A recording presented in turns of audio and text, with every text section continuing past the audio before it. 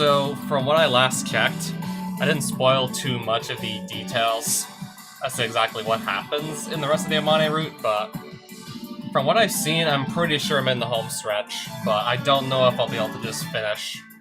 I mean, especially if there's both a bad and a good ending, and God knows how long either of those endings could be. I mean, one of the mature endings, that took me a good 3 hours. So let's just say I wasn't expecting that, so... Not so sure if it's going to be more of the same on Amane's route, but I'm going to guess no.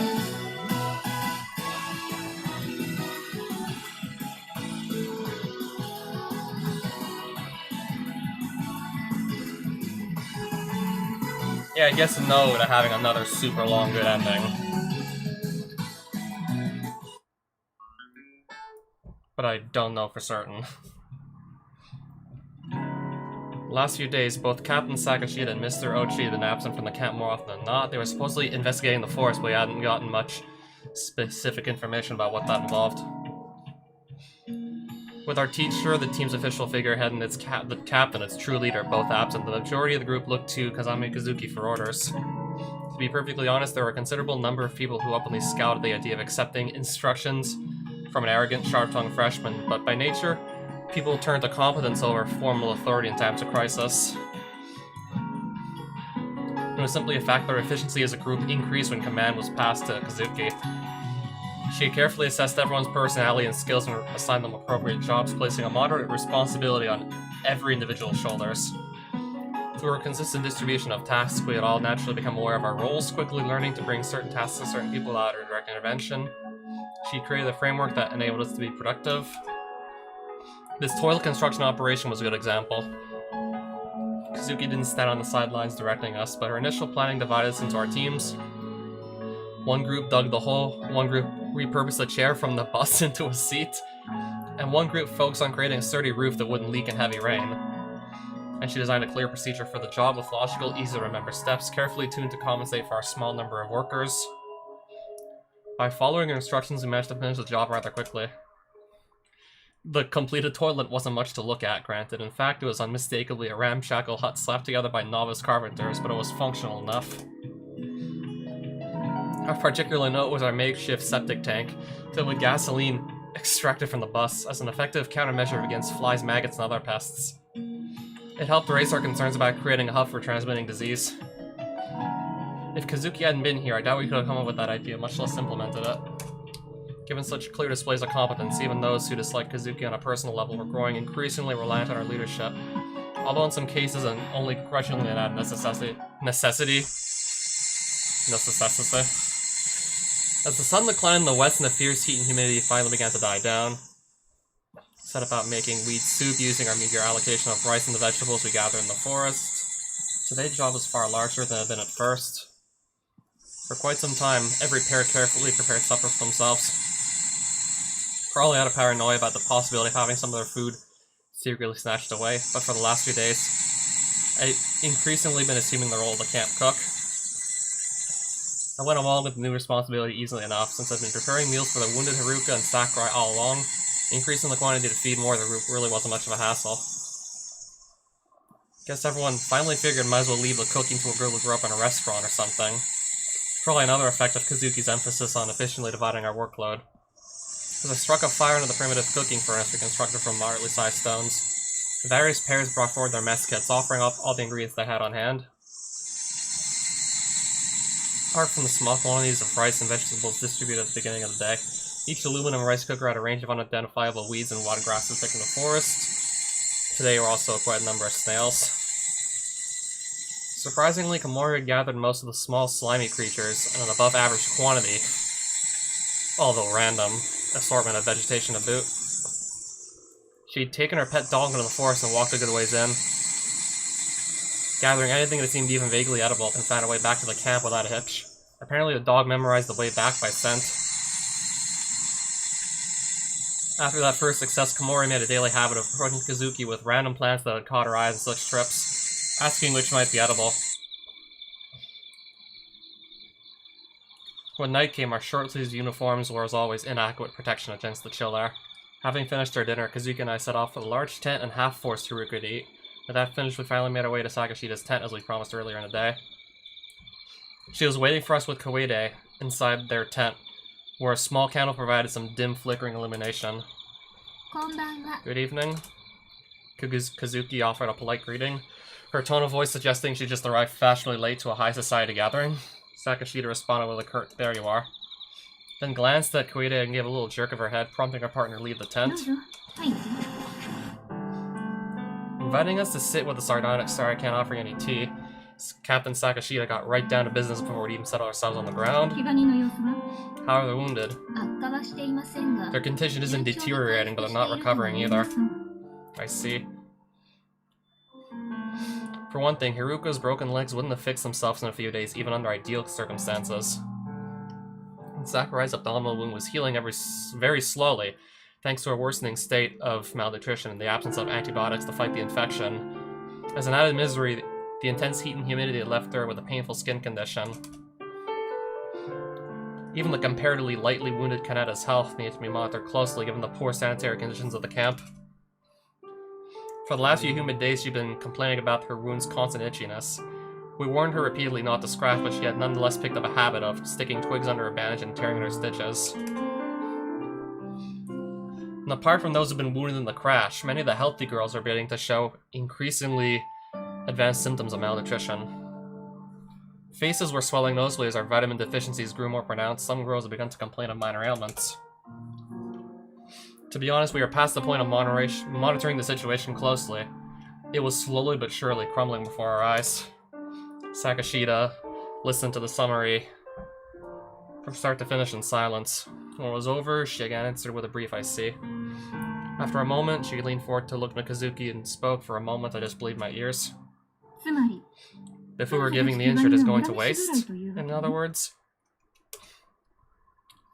That's not! With a start, I realized why Captain Sakashida had driven Koide from the tent. Whatever the circumstances, she was our leader, and speaking those words, she just betrayed that responsibility. Maybe we'd all thought the same in some dark corner of our mind, but no one voiced that ugly thought. And now the captain had coolly thrown it out to the open. She understood as well as we did that a quiet, crippling pessimism regarding the food situation had begun to spread among the group.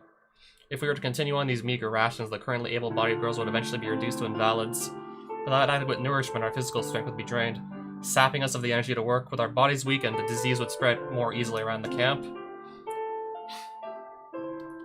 Simply by existing, the wounded were acting as a heavy drain on our precious supply of food.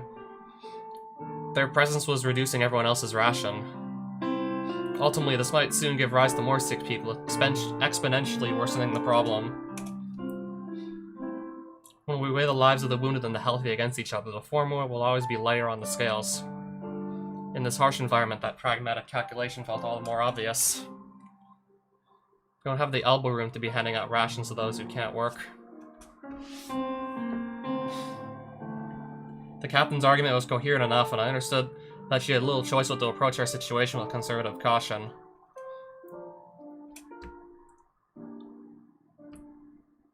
Why is this just so sad to read? But to be perfectly honest, I think just about anybody could have seen this coming with a week's time stuck in the bottom of the valley. Yeah, when food starts to run dangerously low, and you're just giving it to people who can't really provide for themselves or anyone else, you do start to think that you're just wasting food at that point.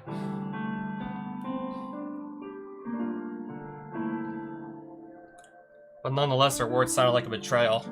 A justification for unburdening ourselves of a load that had grown troublesome to carry.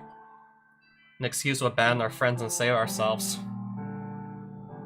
Even though given a week's time, it was probably bound to come to this anyways. You're the one that told me to be sly, Kazami-san, remember that? Yes, I certainly did.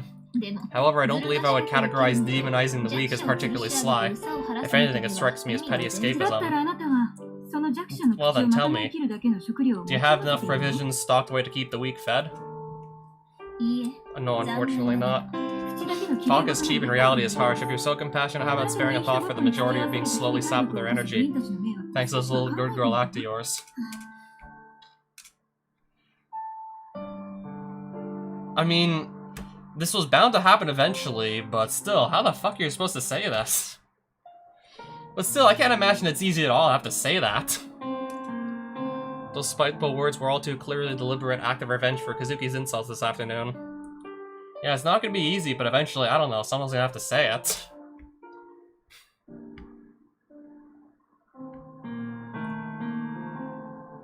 Whether she was at a loss for words or simply too exasperated to speak wasn't clear, but Kazuki offered no reply other than a short, tired little sigh. I'd long before decided to keep my silence and leave this conversation entirely to Kazuki, but all of a sudden I found myself unable to suppress the need to object. This is just too much. Are you planning to have us sit here and let the wounded die? Or starve to death or something? I didn't say that, did I? Well, not directly. For the first time in the conversation, the captain turned to me. She'd grown gaunt in recent days, leaving her cheekbones so prominent her eyes seemed to have sunken on her face.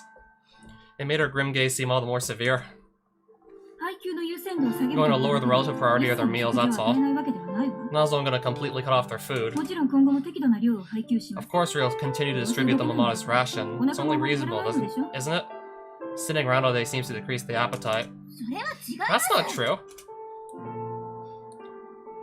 There was another reason Haruka-san refused to eat that afternoon, and with the construction of the toilet, that problem had been eliminated. Ideally, please don't remind me. We could simply help her to the toilet and let her relieve herself in privacy, removing the biggest psychological roadblock to her recovery. It's alright, Amane. The captain's definitely not wrong about this. But I'll share my portion of the rations with Haruka-san. Huh? I assume that would be acceptable? Why are you asking me? It's your food. You can do with it as you please. That's just what I'll do. Kazuki leaned forward in a very slight bow as she stood.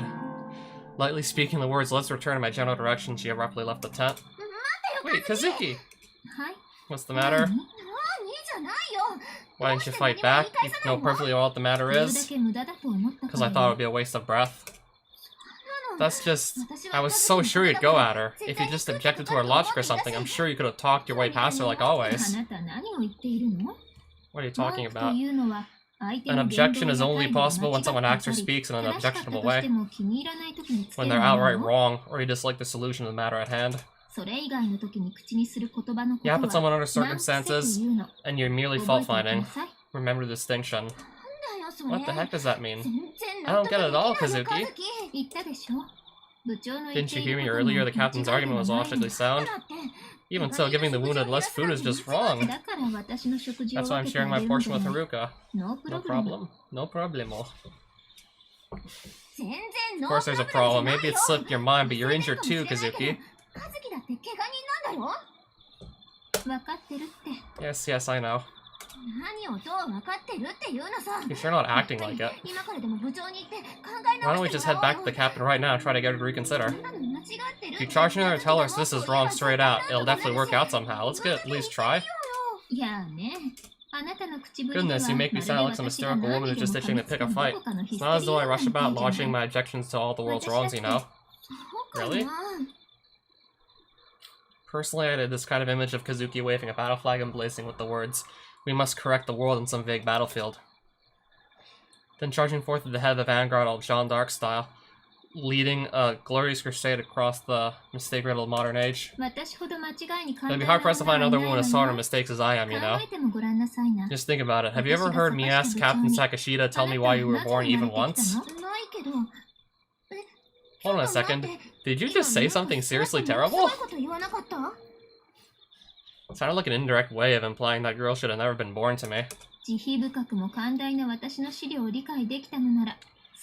come to understand how deeply tolerant and charitable a spirit I really am, yes? In that case, let's head back to the tent already. Sorry to get tired.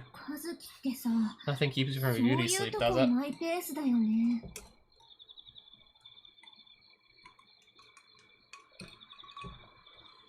It was already past 9 p.m.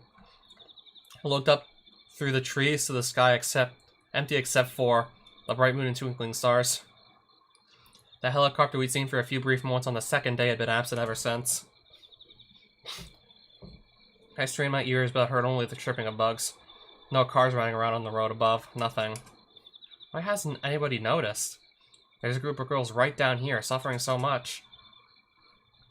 I was seized by the meaningless desire to scream for help with the moon, but I knew I'd only be making my throat hoarse. That early summer night, only the lonesome voices of insects were echoed through the rocky valley. 8th day in the valley. Is this where things really start going to hell? Rain fell in the night and the morning was cold. My chilled hand trembled slightly as I wrote. Come to think of it, was there even a point in keeping this diary in the first place? Thinking about it would always drain me of the will to write, but I never found an excuse to quit either. My pen moved mechanically across the pages. Fortunately, the rain stopped before today's morning muster. Perhaps I become used to being drummed out of bed at the same time every morning. As recently I was waking up naturally 15 minutes before 6. For the first few days it had been difficult to sleep at night because of my hunger, but by now I was sleeping like a stone, and fasting at night actually seemed to make waking up in the mornings easier. That said, getting out of bed once awake was growing increasingly difficult. I had no choice but to spend 15 minutes in bed waiting for my blood pressure to rise until I could stand up without instantly becoming lightheaded.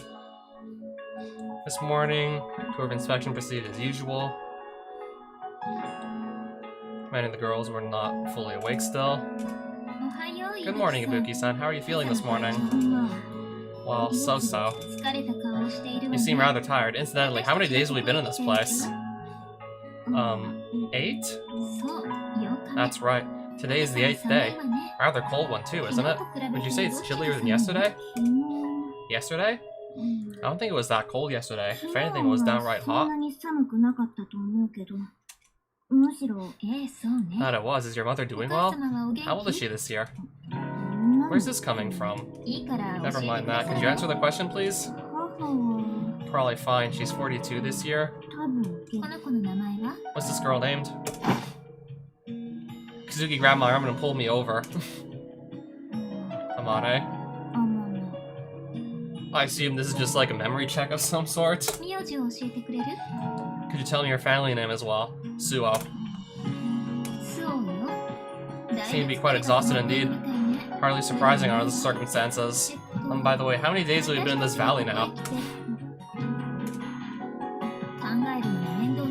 Has merely thinking grown tiresome? But please do try. How many days have we been in this place again?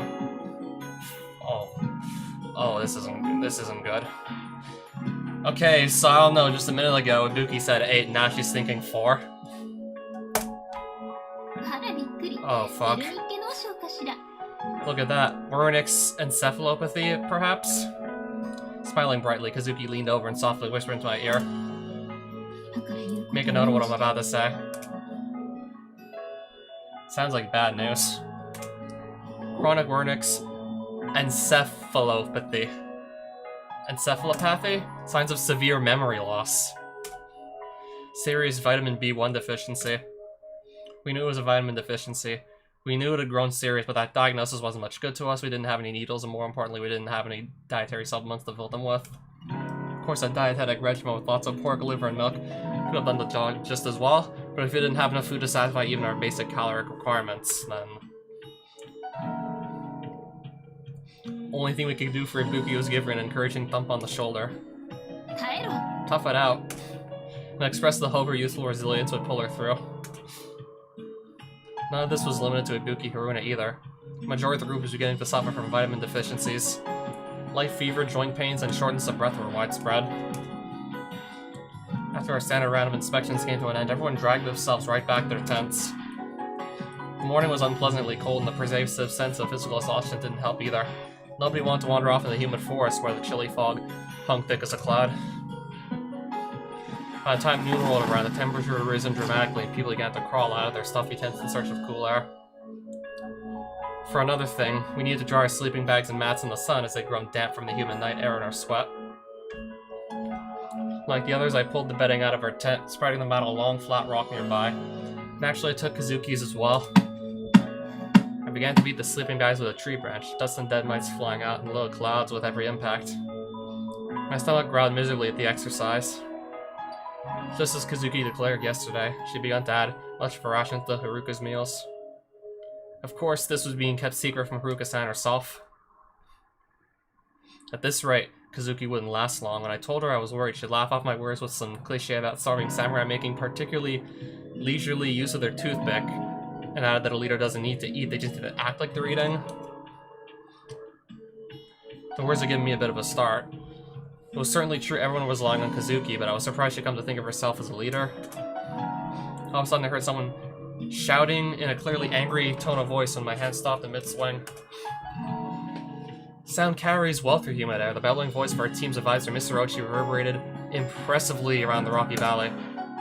Who stole it? Whoever stole the food from my luggage, come forward right now! I didn't understand the exact details, but apparently someone stole food from him. In the distance, I saw him lifting his rucksack high in the air, his face flushed red with anger. Glancing around the area, I found the others who had left their tents fixedly studying the ground, carefully avoiding eye contact with their teacher. Kaneda-senpai, still focused on scraping out the burnt grains of rice stuck in the corners of her cooker, softly mumbled what a joke without even raising her head. Who was it? If you honestly admit it here and now, I'll consider going easy on you. Are you sure it's not a misunderstanding, sir? Absolutely impossible! What exactly disappeared then? That's not important. Mr. Roshi stumbled awkwardly over his words. From the looks of things, the missing food had probably been something he hidden away instead of contributing to the common stock. In any case, somebody here must have stolen it. Even now, his shouts bore the righteous, authoritative tone of a scolding teacher, but we weren't in the classroom. His students responded only with irritated scowls. Of course, I also furrowed my brow at Mr. Ochi's actions. No matter how much he bellowed, it was perfectly obvious no one was going to come forward. And in doing so, he was planting the idea of stealing from others in the minds of all the girls who had been honestly enduring their hunger until now. So if I get hungry, I can just steal food from someone, right? As long as I keep my mouth shut, nobody's going to find out. And it looks like everyone else is already doing it anyways. The only thing Mr. Ochi was accomplishing with this tirade was sowing these dangerous thoughts in the back of our minds. When the single carrot went missing from Koide-senpai's tent earlier, Kazuki had skillfully concealed the incident in order to avoid this exact situation. That was all for naught. Without a doubt, this problem will reoccur in the future. In order for people to live as human beings, 3 basic rules need to be respected. Number 1, don't steal. Number 2, don't destroy. Number 3, don't kill. 3 broad principles that define the minimum standard of ethical behavior. Don't steal, destroy, don't kill. That sounds about right to me. I mean, just try and imagine yourself living in a city where, like, people can just steal with no consequence because police are too afraid to prosecute the thieves. Don't destroy. Also imagine people are too scared to prosecute people who are burning down buildings, and don't kill. Yeah, now that's just making me think of all the riots that were happening last summer in the US. And yeah, there's still, like, I've seen videos circulating around people just blatantly running into stores and stealing whatever they could and running out with stolen merchandise, and literally everyone in the building was just watching a robbery take place in, like, also in broad daylight too. Like, and yeah, in some cities in the US has become a real problem. And yeah, it has to do with mob mentality and, like, Black Lives Matter and whatnot. I mean, I'm saying that, well, let me just reiterate that, of course, Black Lives do matter. I'm just commenting on the absolute ridiculousness that's coming from, like, some of the politics behind it. And not to mention people actually getting killed over the riots as well, and also the conflicts and tensions rising from BLM and whatnot. I mean, of course, don't get me wrong, of course Black Lives matter. All lives do. Should I even ask her now? In our little community, one of those 3 had just been irrevocably broken. Alright, which one's gonna be the next to be broken? What's gonna get destroyed, or who's gonna get killed? They say liars often end up as thieves, but the opposite is just as true. When we become thieves, we begin to lie. Deceiving and deceived in turn, we snatch the food from each other's mouths. Before long, accusations fly. That's become brazen. Retaliatory fistfights break out. In the end, some turn to outright violence, attacking others, destroying their property, taking what they want by force. All trust is lost. If things were to reach that stage, it would all be over. No one would survive. We would destroy ourselves over scraps of food. Kazuki had anticipated this outcome from the very beginning. That afternoon I was in the forest with Kazuki, gathering edible plants, rooting on the morning's events. I'd long since lost track how many times I'd ask her the question on my tongue, but I couldn't help myself. I'm not just picturing, like, the blatant, like, robberies that were happening in some bigger cities. Also, like, some buildings on fire, and, yeah, news reporters saying this is a mostly peaceful protest. Yeah, there's some buildings on fire right now, but this protest is mostly peaceful. Like, just... how hard are you trying to just keep this certain narrative going? I mean, sure, like... yeah, there's definitely some holes in your narrative. I mean, if people are literally burning buildings, then can you really get behind that? Is that really, like, the way to go, to just, like, fight for justice? I mean, think about who it's gonna harm. It's definitely gonna harm people in the surrounding area. Like, what if people live in there? What if those are just people's, like, businesses? You're doing some serious harm in the area.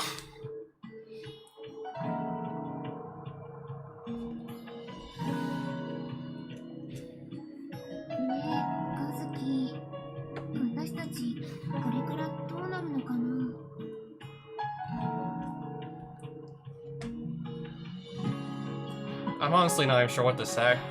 I mean, I'm sorry to hear you got banned from a server. I'm tempted to just not ask about it.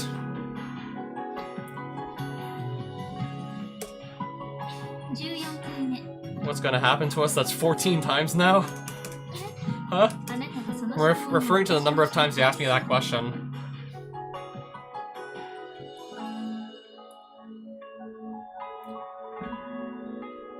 Okay, so, yeah, here's what I'm gonna do. I'd probably like to just contact you on Discord, most likely, referring that. I've been, like, showing less and less interest in it as the whole drama was going on.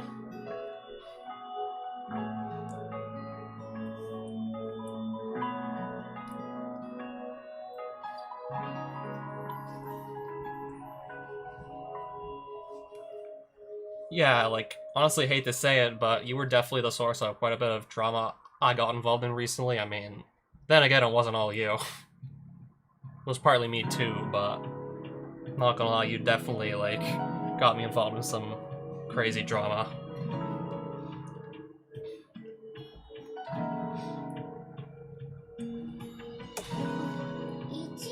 Are even counting that? If you ever want to know just how repetitious you are, want to make sure I had an answer. And Kazuki's reply too is the same repetitive phrase as always.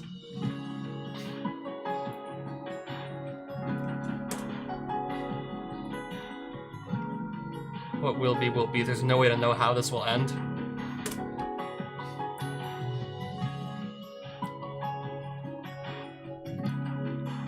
A lot of physicists didn't hate me, just wanted to, like, distance himself from both of us for his own well-being, which seems perfectly fair. Like, if you need to take some time away from certain people because you feel like it's being a little too toxic in your life, then that seems perfectly fair. Seems Mr. Ochi will be leaving us tomorrow morning. Leaving us? Why? His investigation over the last few days has left him cautiously optimistic about the prospect of descending the mountain. Apparently, having finally decided just yesterday to leave and get help, Mr. Ochi had been preparing for his departure this morning. During this process, he noticed the hidden food had gone missing from his rucksack. Seems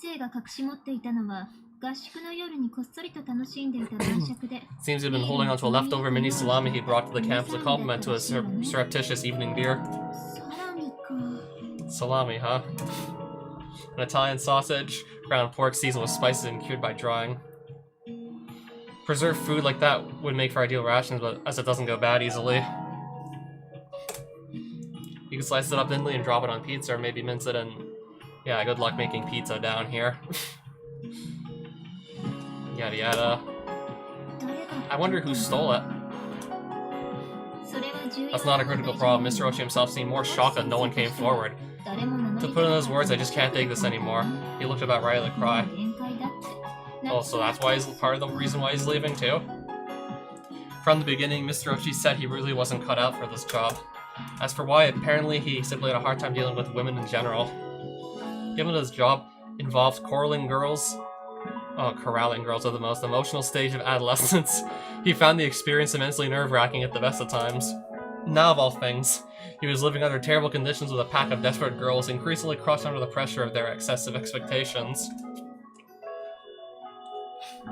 Really, it was hardly surprising he'd want to make a break for it as soon as humanly possible.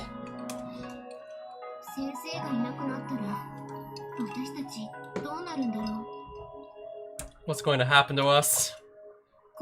15 times. This may be slightly rude of me, but to be perfectly honest, I don't think it'll have a particularly large effect on the group as a whole. To be sure, Mr. Ochi was never exactly a powerful presence. Even during our normal team activities, I'd always thought of him as more of a cushion between the official authority of the school and the day-to-day management, which was almost entirely handled by a team captain. Still, we have more faith in him than that might suggest. He was an adult with a legal responsibility to us, and as a man who was better physically equipped to handle certain jobs. His presence here had been subtly reassuring, and that's why, allowing us to slip back into the comfortingly passive role of students. While that wasn't much for stopping our fights, the fact that a teacher was watching acted as a significant check on our behavior. If Ochi left the camp tomorrow, we'd lose our only real authority figure.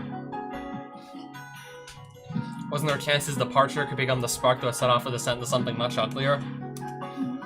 I'm scared, Kazuki. Don't be, if worst comes to worst, I'll protect you, okay? You'd think she was an elder sister or calming a frightened younger sibling. Her words were immensely reassuring, but also inspired something very close to shame.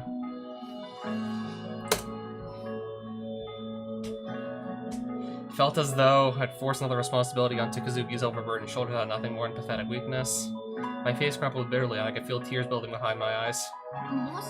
What does if worst comes to worst mean? The expression is self-explanatory, isn't it? Refers to the possibility of encountering an unacceptably unfavorable situation.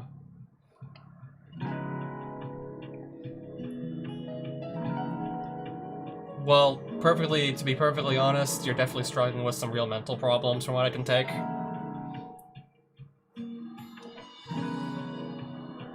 I mean, I've been just... well, like... it's definitely impacted me over the past couple months. Especially the whole, like, me getting permaban from Super Mario Central.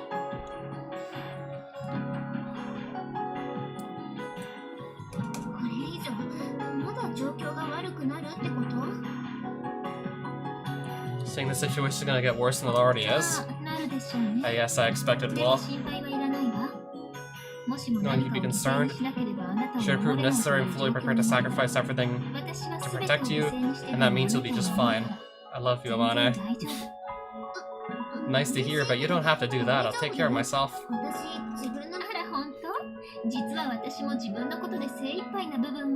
Oh, will you now? To tell the truth, I do have my hands somewhat full dealing with my own problems. If you could keep yourself safe, it would be quite helpful. All of a sudden, there was a dull pain in my chest. It's alright, you're a strong girl, Amane, right? Yeah. That's right, I can't let myself stay dependent on Kazuki forever. I want their words to be true. I want to be strong. Strong enough to help her. Strong enough to protect her. Strong enough to be necessary to her. If I couldn't be strong now, I had the feeling I'd be weak forever. Always hiding behind the protection of others. Helpless and worthless until the end of my days. Okay, it's raining again, isn't it? The 9th day in the valley.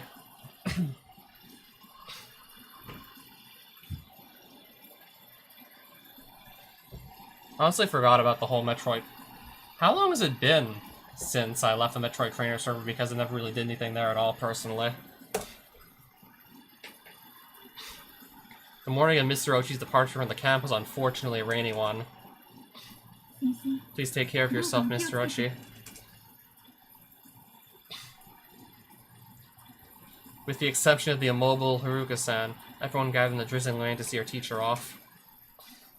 Mr. Ochi stood before us, a heavy rucksack on his back, and passed with the water running down his glasses. It felt as if, though, I was looking at a young officer about to head off from the front lines. Which video that who made on Metroid Trainer? As a matter of fact, there have been some vaguely sarcastic jokes I said about making him one of those 1,000 spelt good luck charms the Imperial soldiers used to take the war.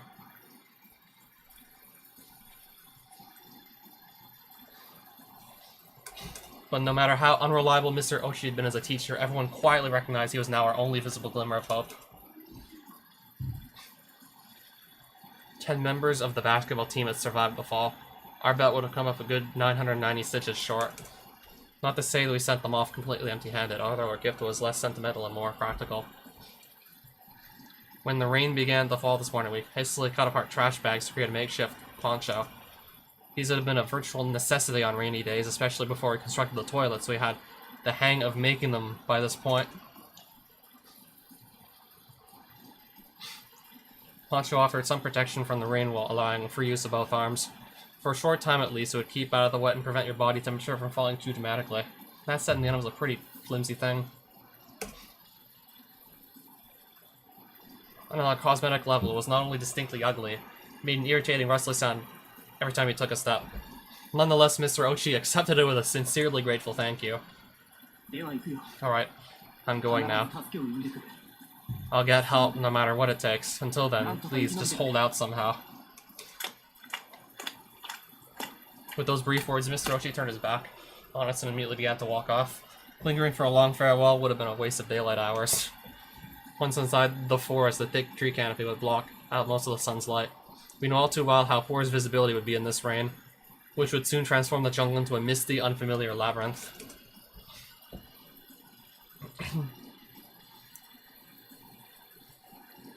Of course, some suggested postponing any action until the weather improved, but if we delayed over the rain, it felt entirely possible we'd keep finding excuses to put off that first step. Maybe tomorrow would be too hot or somebody would feel too sick. Before long, sheer inertia would glue us to our comfortable sleeping bags. Because he understood that, Mr. Ochi made the firm decision to leave today, regardless of conditions. We watched him bravely marching down toward the forest, unable to keep the unease from our faces. If we had our little rising sun flags to flap around, we wouldn't have looked out of place in a 60-year-old photograph. But, unlike the relatives of those doomed soldiers, our anxiety was accompanied by an undercurrent of guilt. We weren't afraid for a teacher's well-being, we were worried about our own uncertain future. How much has the stress has this caused me, like, in real life? So when you talk about the drama, you mean basically all the beef I've had with you, Super Mario Central, like, the staff team there, everything? Just all the grudges I'm holding? How much stress? Well, nothing, like, too extreme to the point where I can't function on a day-to-day basis. Yeah, but it's still definitely there. Like, I wouldn't exactly... I mean, I sort of call it stress, but that's also just being, like, amplified by, well, for one thing, like, all of these, like, COVID-19 restrictions and, like, government regulations and increases the government power. That's also causing me quite a bit of stress. Just worrying about, like, if we might lose our freedoms, our rights and freedoms that we had, like, taken for granted just a couple of years ago for good. Like, if we keep going in this direction of increasing government power in the name of safety to protect us from COVID-19, if we keep going in that direction, I'm just trying to imagine where we'd see ourselves 10 years from now, 5 years, or maybe even just a single year from now. Like, would it just be hopeless to ever get our lives back to the way they were, like in 2019? Like, would it just be hopeless to get our lives back to the way they were, like, in a free country?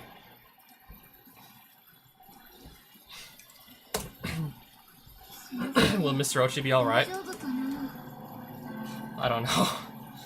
The words spilled spontaneously out of my mouth.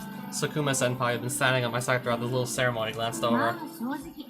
To be honest, I don't think we should expect too much. Sukuma's tone of voice was resigned. Almost attached, the first to respond was Ibuki, who'd been standing at her partner's side, her limbs shivering in the cold rain.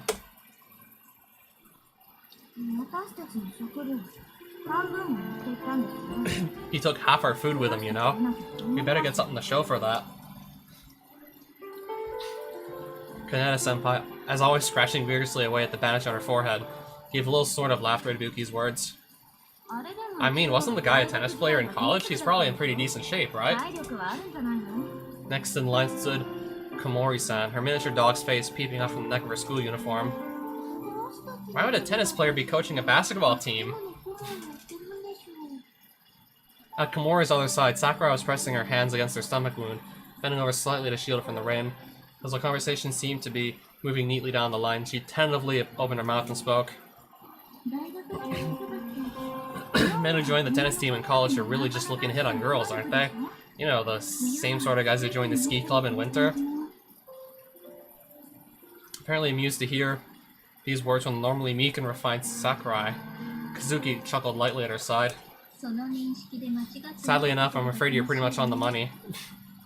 Her eyes fixed on Mr. Ochi as his figure grew small in the distance. Koide-senpai responded to Kazuki's words with an anxious frown. Is he really going to be okay? Now that he had set forth, there was nothing more we could do either way. It was in the hands of fate now. Sukuma-senpai gave a wry little snort. Lately, her prowess with playing cards allowed her to push most of her chores onto others. And her attitude was getting increasingly irreverent as her leisure time grew. Nothing to do now but see how the cards fall. The odds might suck, but hey, gambling's no fun when you play it safe. Clearly irritated by Sakuma's flippant tone, Captain Sakashita finally broke her silent vigil. This isn't a game. If you have the free time to make idiotic jokes, there are plenty more productive ways you could be using it.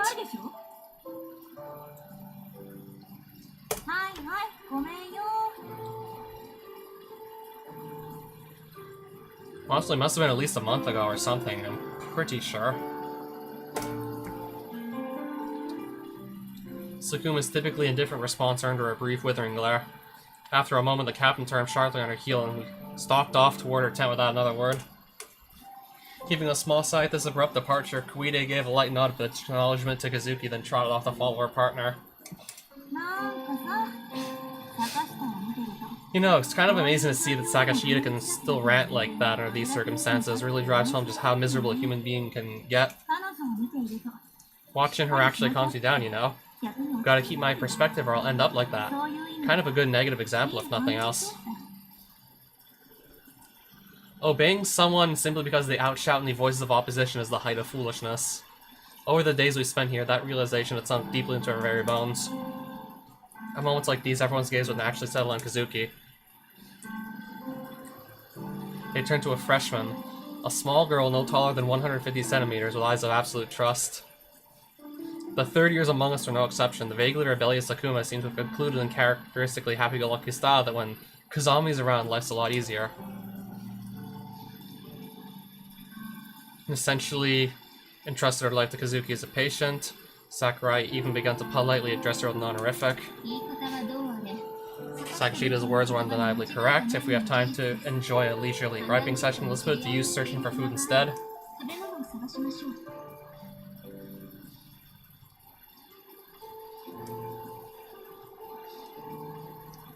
There was no change in the fact we'd given half of our already meager stockpile to Mr. Ochi. From today on, our meals would all be all the more grimly austere. From his simple estimate of the calories he'd be consuming and burning, he'd last 4 days at the longest with the food he took for 2 days. Although Mr. Ochi had estimated that 3 days of consistent progress would bring him to human habitation, we all knew perfectly well he wouldn't be able to simply stroll straight through that forest.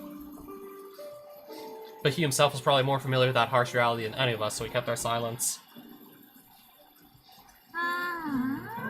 We're gonna go to the forest in this rain? What are you complaining about? Even when you do go, you're always just wandering around aimlessly instead of actually doing work. Sadly, I'm an aristocrat by nature. My body rebels against such peasant labor. I'd like to ask you a serious question, if that's alright. What's up, spit it out? Can I please punch you in the face? One hard punch for the common good? In place of Mr. Ochi, who went into the woods alone while you cracked stupid jokes. If it'd make you feel better, go for it. Just try not to hurt me too bad, okay? How many times do I have to tell you? Don't touch my hair.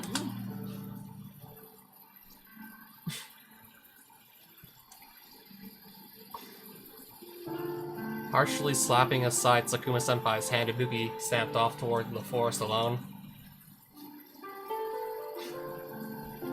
Watching her partner go, Sakuma spread her arms, turned her palms to the sky, and offered an exaggerated shrug of the shoulders to no one in particular, but soon enough she followed without a word. Well, to be perfectly honest with some of the ROM hacks I'm seeing as of late from S&W Central, and just the in general creativity that's still coming from plenty of the users there, I personally wouldn't agree. I mean, when it comes to, like, politics and whatnot, and, like, real-world events, I mean, it can get, like, it can also take on a pretty negative tone from what I've seen lately. Like, they can be pretty negative about some, like, real-world event topics, for example, like... Yeah, what was I about to say? Yeah, for example, they could be pretty negative when it comes to, like, things they don't agree with politically, such as Republicans and whatnot.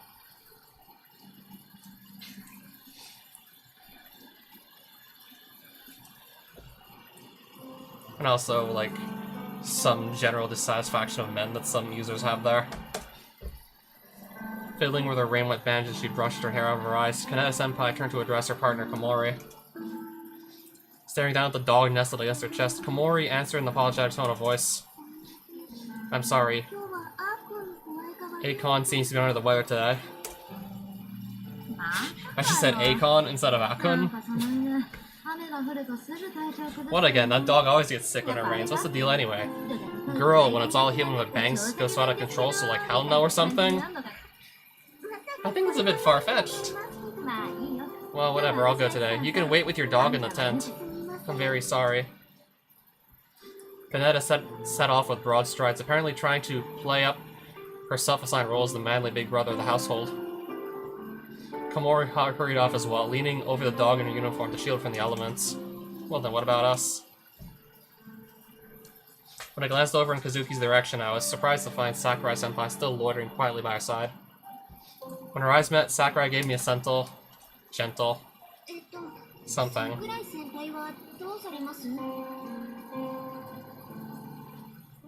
Smiled and cocked her at this slightly on one side as would say something the matter. Staring into her face, I couldn't help thinking she really was a good bit more beautiful than the average pinup you'd find in the cheap men's magazine. What are you planning to do next, Sakurai? If possible, I'd like to join you on the forging expedition. Are you sure you should be doing that? Think you'll get alright? The injury to my stomach has been getting much better. You can't go. But I understand your feelings, and I do appreciate the sentiment, but if you overdo things now, you'll take another turn for the worse. Sakurai, please return to the tent and look after Haruka. That's boring. Foraging for food isn't much fun either. You weren't that sturdy a young lady to begin with, you know. Listen to your doctor's orders. Yes, ma'am.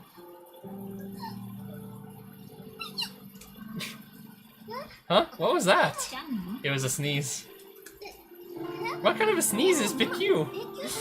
Piku! Sakurai-san may certainly appear flawless on initial examination, but sadly her sneezes are consistently and irredeemably bizarre. I'm self-conscious about that, you know. Never mind that. Please head to your tent. The last thing I need is you catching pneumonia in this rain. My workload is quite large enough as it is. Yes, yes. Smiling sweetly, Sakurai patted Kazuki on the head, then obediently walked off toward her tent. That is, the large tent where Haruka-san was waiting. Yeah, she's rather gorgeous. Also has a rather pleasant, docile personality. She might have made a rather convincing beauty queen. It's a shame she won't be able to wear any bathing suits that expose the belly from now on. Oh. She watched Sakurai-senpai walk away, her thin arms shielding her stomach. Kazuki's profile betrayed a hint in sadness. Sakurai's parents had probably been planning to bring their daughter into the world of show business sooner or later. What would they think when they saw that wound across her belly? An ugly, jagged, dark red gash discharging pus faster than we could clean or disinfect it. Would they be overjoyed their daughter at least survived or hurt by her misfortune? We should be on our way as well. Yeah, you're right. When I stared down at the misty jungle, I could see the indistinct shapes of human beings wriggling into the trees in search of sustenance. We were stumbling in fog, nothing to guide us, nothing but the unknown ahead, clawing desperately for survival. How long will this go on? How long until fortune smiles on us? How long till we rest? What will be, will be. There's no way to know how this will end. For now, we need to just do what we can. For now, those words were still enough to keep my feet moving, but I was beginning to feel the limits of my endurance might be approaching. I think I smell smoke outside. I think someone's making a fire outside. Even so, as Kazami Kazuki made her way down the valley, only thought in my mind was to follow her, but now, I stopped even considering any other course of action.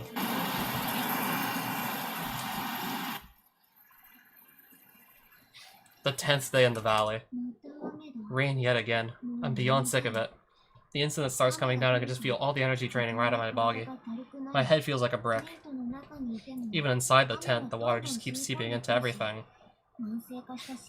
And probably thanks to the constant moisture, there's this increasingly nasty smell of monster mold in the air.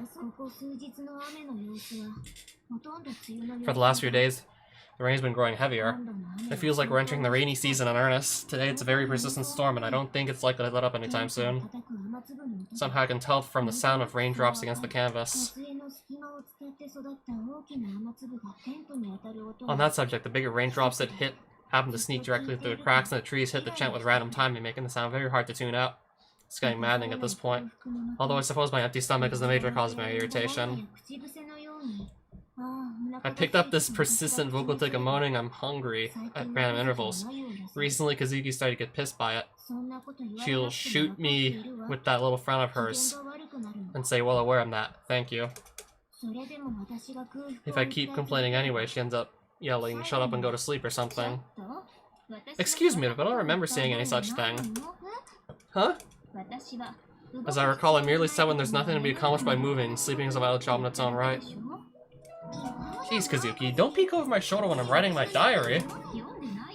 I didn't peek at anything. You've simply been speaking out loud as you write.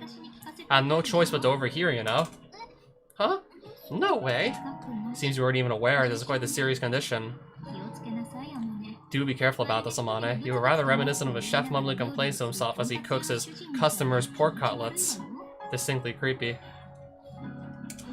The heck is with that analogy? Really don't get it, but can you not stare seriously into my eyes as you call me creepy?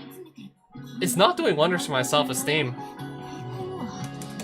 Here, I'll let you have a snail I caught. Gnaw on that and cheer up a bit. I'm sick of escargot. I really want to eat something that isn't a slippery little bug for once. Snails are land mollusks, you know. Well, I suppose they're all invertebrates, so the distinction may seem somewhat academic, but more importantly, Amane. Kazuki pointed to her cheek with one finger as if to tell me how to green a rice stuck to the corner of my mouth. After a brief moment of conclusion, I brought my hand up to my face. My fingers quickly found something slimy on my cheek. That's to say, a leech. I'd grown exceptionally tough-minded about this sort of thing. Another leech wasn't going to get a scream out of me this late in the game. Carefully peeling the creature off my cheek, I held it between the fingers of both hands, dug my nails into its body, and ripped it apart. This was another lovely side effect of the rain. Leeches had begun to find their way inside our tent. After waking up, peeling the bloodsuckers off my body was becoming the first part of my daily routine. First and foremost, I had to peel them off my eyelids. Next, the ones taking my neck, wrist, and ankles. Leeches seem to have a particular fondness for these points where the body grows narrow. Other than that, they'd also go for places where the skin was thin. The back of my knees and elbows, my armpits, my groin. There were even a few that burrowed in between my toes as if trying to make themselves a little cozy. The first few times this happened, we'd shriek hysterically when we woke, but after a few days we'd lost the will to even moan. And our bodies had developed a resistance to Hiruden, or we just got used to treating the bites, so the trickle of blood from the wounds would now stop only after an hour or so. Kazuki speculated our growing sodium deficiency might be affecting the salinity of our blood, but there was no way to tell for sure. As the day crept in the evening out of that break in the rain, Kazuki and I headed to the large tent door to visit Haruka and Sakurai. Outside, I started the usual fire under the primitive stove, made the usual thin, watery wheat soup, and boiled the usual bucket of hot water. With the gruel in my right hand, the hot water in my left, I made my way to the hospital tent. It was important to remember which was in which hand, since it was no longer obvious which was the water and which the gruel. Calling it gruel was a bit of a joke by this point, at a glance it looked more like stone soup. Even so, since we were mixing it in a bit of the rice distributed to Kazuki and me, the wounded Sakurai and Haruka were still eating slightly better than the rest of us. I boiled the water. Thank you, Amane. Could you please sterilize this washcloth in the water and use the wipe Haruka-san's body? Yeah, we'll do. Kazuki didn't turn around when I entered the tent. She was sadly unwinding the yellow-stained bandages from Sakurai's stomach and removing the gauze from her wound to be replaced. We washed the gauze over and over in boiling water to the point where it was beginning to blacken, made for all the more striking a contrast against the yellow pus that permeated from its surface. No matter how many times we carefully disinfected Sakurai's laceration, suppuration wasn't showing any signs of stopping. If we weren't in this situation, it surely would have been difficult to treat. But given our unsanitary conditions and the utter lack of medical supplies, we simply couldn't stop the bacteria from multiplying. Above all else, the patient wasn't getting the nutrition her body needed to fight its way to recovery. When I reached out for the dirty gauze in order to sterilize it for reuse, I noticed something squirming on its surface. It was a maggot. Thrashing its fat little body madly from within the depths of the pus that had soaked into the gauze, it almost seemed to be consciously trying to crawl back to Sakurai's stomach. I'm alright here. Please focus on Haruka-san. I'm not alright. Yeah, I'm definitely not alright. Immersing the washcloth, a strip of cloth cut from an old t-shirt, in the hot water, I lifted the silk and began to unbutton Haruka-san's uniform. At first she'd been quite embarrassed to be seen naked, but by now, she submitted quietly without even squirming. She might have simply lost the energy necessary to feel shame. Haruka-san's chest had withered dramatically since the first time I wiped her clean. Her ribs stood out distinctly against the surface of her skin. And that skin was mottled here and there with small white flecks. The small fuzzy little spots could be dusted off by hand. At first I thought of them to be something like cotton dust from her sleeping bag, but when I asked Kazuki, I learned for the first time that mold couldn't grow on a living human body. Haruka-san was covered in the pale white mildew. Hold on just a second. I'll wipe it off with a hot towel right away.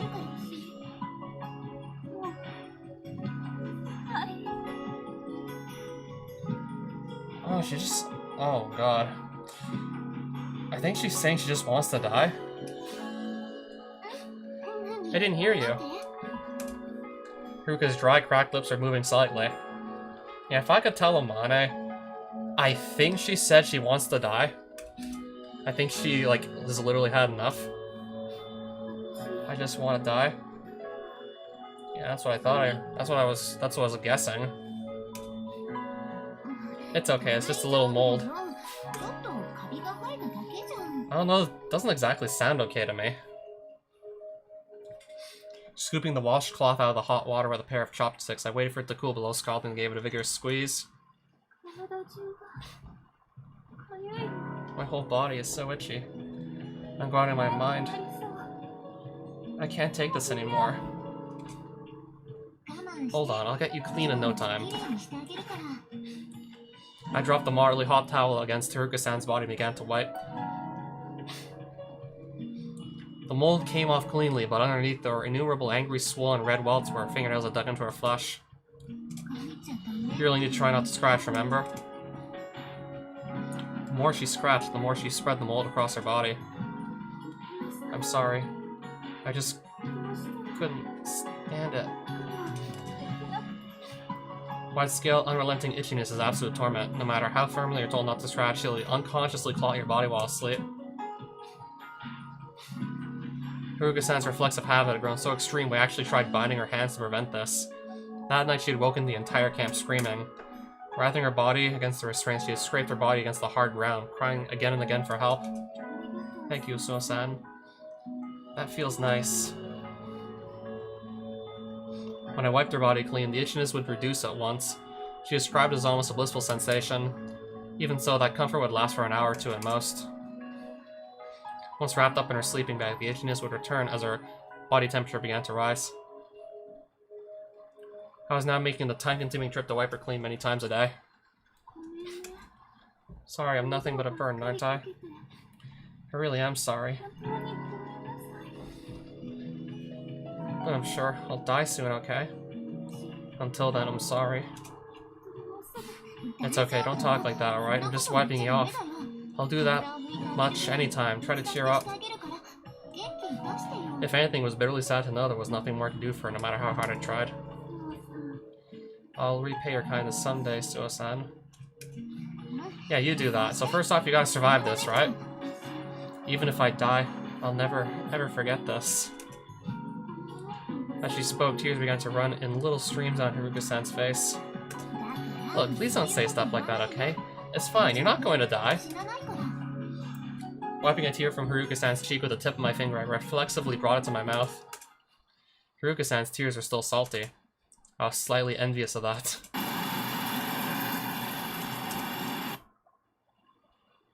The 11th day in the valley. It was still raining, and it never stopped raining.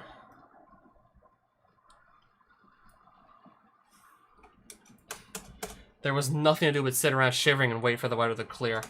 Doing nothing all day took a surprisingly heavy toll in its own right.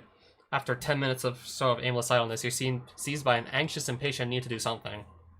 Anything, but it was impossible to step outside, even briefly, without being drenched in the downpour. The cold rain would drain your energy with terrifying swiftness, and once you got wet, you stayed that way. We knew it was dangerous to stay in soaked clothes, but we didn't have the means to get them dry.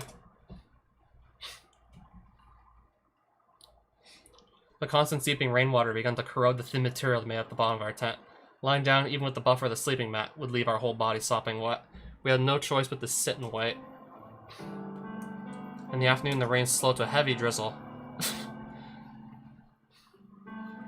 I just managed to get a cooking fire going when an eerie sound began to echo across the camp. Someone was singing loudly. It was unmistakably Ibuki's voice. Finally lost it, huh? Kaneda laughed harshly, an ugly contorted excuse for a smile on her face. Shut the hell up, Ibuki! In an attempt to end the mournful, grimace-inducing dirge, Kaneda-san hurled a rock in Ibuki's direction. The stone fell a few feet short, and Ibuki turned her direction to examine it. Her face was ghastly white, her skin dull. It looked as though she aged 20 years in the last few days. Picking up the muddy stone, Ibuki pressed it to her nose and sniffed curiously. Apparently deciding it wasn't food. She just tossed it casually aside and continued her song. When the world grows warped around you, those who can't bend simply break. But watching Ibuki caterwauling idly up at the rain-cloud-filled skies as a sun in the sun, I wondered if derangement might sometimes be a blessing rather than a curse. What is wrong with her? She goes totally off in a la-la every once in a while. But after a while, she'll start talking normally again, and eventually, she's back to the same old Buki. It's apparently a symptom of undernutrition. So what, are we going to end up like that eventually too? Kaneda-senpai, were you on a diet before coming here or anything like that? Nayo? I think you'll probably be alright. From what Kazuki told me, Ibuki had been repeatedly subjecting herself to severe gimmicky diets over the last few months, leaving her with chronic vitamin deficiencies. Since arriving here, that pre-existing condition had apparently worsened the effects of malnutrition on our body, giving rise to impaired brain function. Wonderful, just what we need. To be honest, Komori's not holding together too well herself. Komori was still shut up in their tent, nursing her dog through a high fever. Apparently she was feeding every scrap of rations to the animal. Her family runs a candy store, you know. Both her parents are always busy, never really had the time to bother with her, and she doesn't have many brothers or sisters. So she sort of made dogs into her siblings or something. I mean, I know where she's coming from, but... Even as Kaneda spoke those carefully neutral words, her mouth was twisted with undisguised loathing. Her true feelings were written on her face. She unambiguously hated that feverish, immobile little dog. It was of no use to her, so she wanted to disappear. It was as simple as that. Everyone's getting weaker and weaker. At this rate, we're all going to die. I understood from the tone of her voice this wasn't more the usual gallows humor. Understood with such painful clarity I wish she said nothing at all. Glancing up at the skies, the rain began to intensify yet again. I slowly picked myself up off my seat of rock. I can't take this. Couldn't we at least catch a break on this rain? It was adding insult to injury. Knowing full well it was ridiculous, I did my best whiny preschooler impression and asked Kazuki to make the rain stop. As I keep telling you, I'm not a god. Come on, you're in the same neighborhood, right? Everyone would call Kazuki a witch, except for the ones who called her a monster. In that case, a little rain magic shouldn't be too much to ask for, right? I mean, I knew it was idiotic, but asking is free. In response to my challenge, Kazuki closed both eyes and exhaled heavily through her nose, as if to say, very well then. And lifting both arms towards the sky, she spoke to the heavens. To wit, O rain, I command you to go on. An exceptionally half-hearted command that dissolved into an open-mouthed yawn at the end. I appreciated she was considerate enough to play along with my nonsense, but if she was gonna bother, couldn't she at least pretend she was taking it seriously? But well, as it turned out, an hour or so after that, maybe the rain really did come to a sudden stop. You had to laugh. Kazuki craned her neck back, idly gazing up as the clouds flowed peacefully by. Don't knock it until you try it, as they say. And spoke characteristically impudent words in her characteristically sleepy voice. Staring at her voice from the side, I felt the hairs on the back of my neck stand up. The witch theory was seeming increasingly plausible. Not that I reflected, and I really cared if she was some sort of black magician. It'd be nice to have one on our side right about now. As if I asked her to spirit everyone to safety for her next trick, I wonder what had happened. Asking is free, after all. I looked over to Kazuki, debating whether to throw this new challenge at her. But before I could decide, she stared into my eyes and spoke. It can't be everyone, I already said as much. I keep telling you it's bad manners to answer the question before I ask it. Your thoughts always appear in bold type on your face the instant they pop into your head. It's quite convenient. Can't be everyone. Her tone of voice was surprisingly breezy, but somehow also exceptionally firm, as if the outcome was set in stone, as if she was merely repeating an established fact. Kazuki's internal calculations must have established something very close to a 100% possibility that more of us would die in this place. I repeatedly asked her about the details of her predictions, receiving only variations of the frustrating non-answer. If I told you, the future I predicted would change. When I finally told her that changing this future sounded like a pretty good idea to me, she coolly replied, even if it meant none of us would survive at all, and found myself in an utter loss for words. Well, maybe not utter. There was still one old reliable that came to mind. Are we done here? Don't look at me like that. I'm perfectly aware that I'm an idiot. You don't have to rub it in. Even now, Kazuki said the possibility of everyone surviving wasn't quite zero. By believing in those words, I could hold on to hope. If I had hope, I could find the strength to go on. Yeah, that's right, I have to be stronger than this. But it was hard. It was very hard. A full 2 days had passed since Mr. Ochi left the camp, and as always, there were no signs of rescuers active nearby. Naturally, our teacher hadn't returned either. Is Mr. Ochi lying dead in the ditch somewhere? Maybe he's gotten to some safe place and just abandoned us here? What do we do if he never comes back? Amid a flurry of aimless speculation, we passed the days by waiting for help to arrive. They didn't come today, but they'll definitely come by tomorrow. They didn't come today either, but they'll probably come tomorrow. Mr. Ochi said he'd get help no matter what when he left here. Not even half the group really believed it.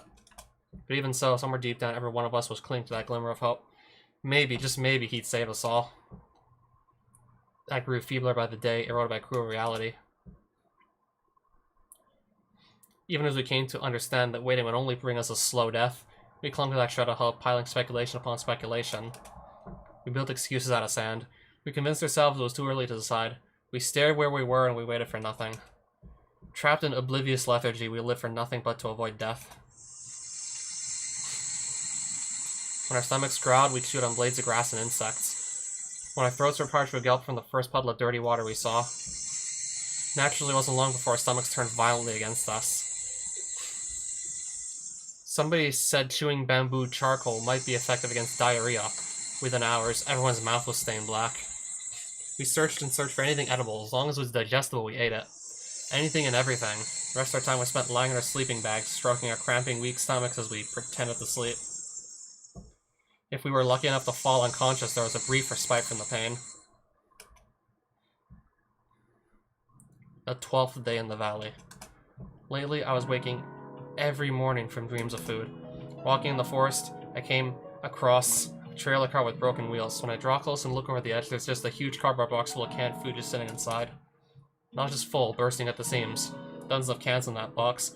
Beef bowl with soy sauce and ginger, mackerel, cod and miso, and even canned peaches and pineapples. Untucking my shirt to make a pouch, I cautiously load it full of cans, making sure to stay alert and keeping my eye on my surroundings.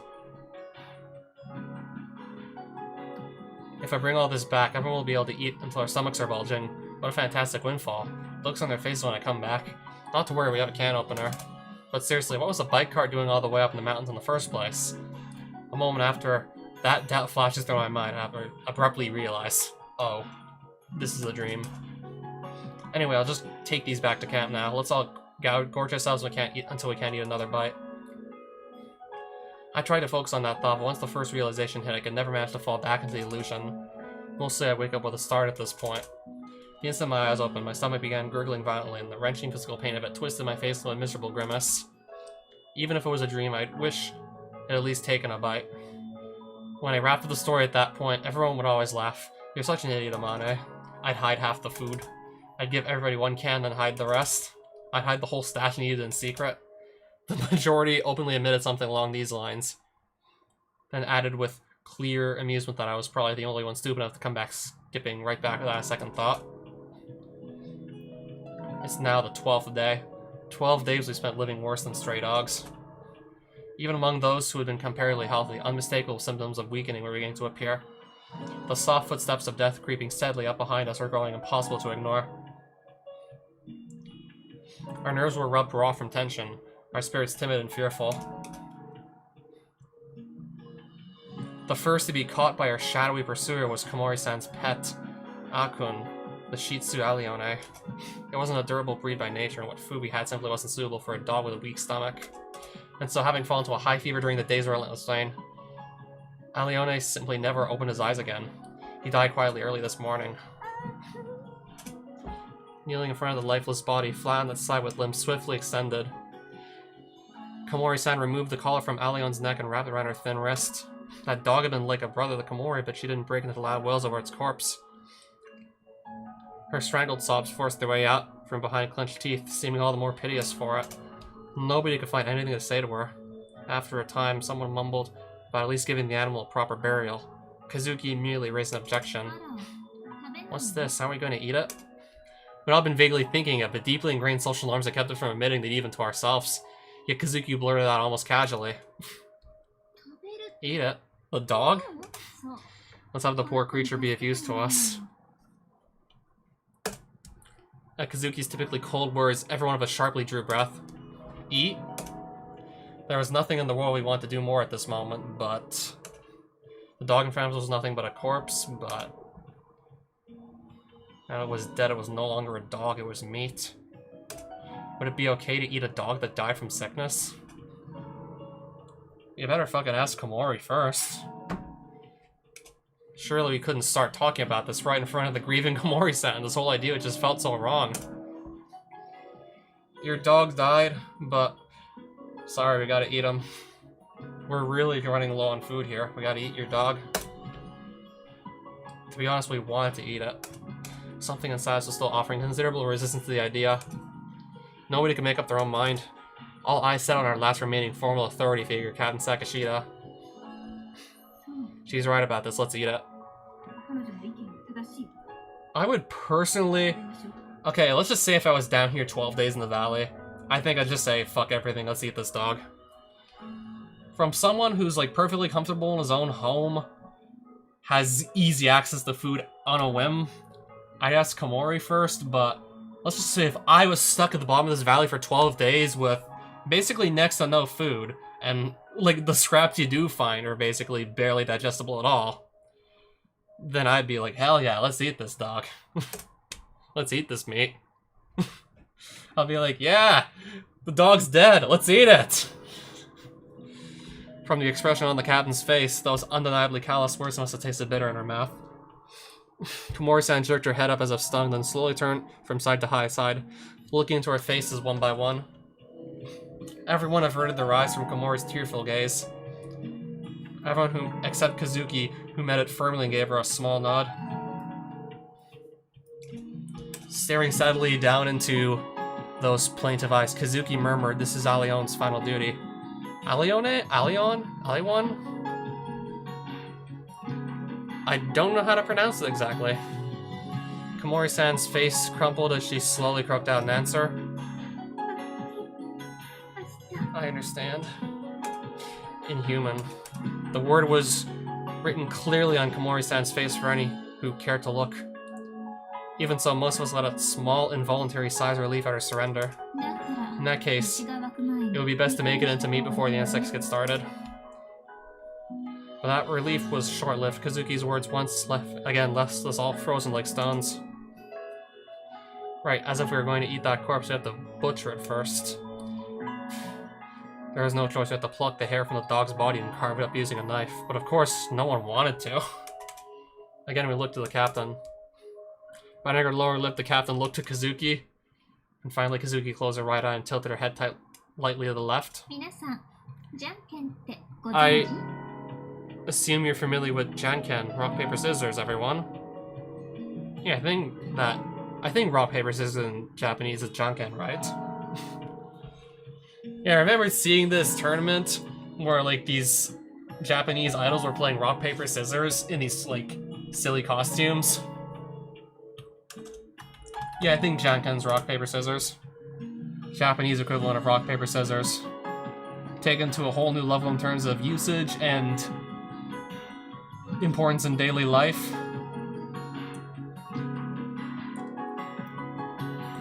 Yeah, I saw, like, apparently a clip from, like, the final rounds of this Japanese rock, paper, scissors tournament where the girls were playing for, like, a front and center role in the idol group AKB48. So if you want to become, like, a famous Japanese idol, and you're offered this, like, high-profile position in AKB48, that is obviously a huge deal if you win that.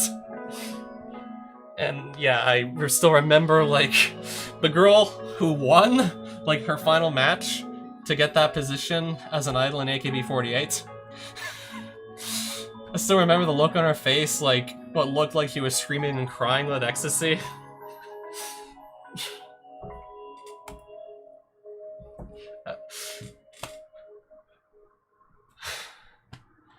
I don't even think I want to know what's gonna happen here. I honestly don't even think I want to be right. I don't even know if I want to say it because I might just be jinxing it. What if fucking Komori loses and has to butcher her own dog? As a result of an impartial game of chance, the duty of processing the corpse fell on Koide-senpai. I can imagine she's not gonna have much more fun with it either.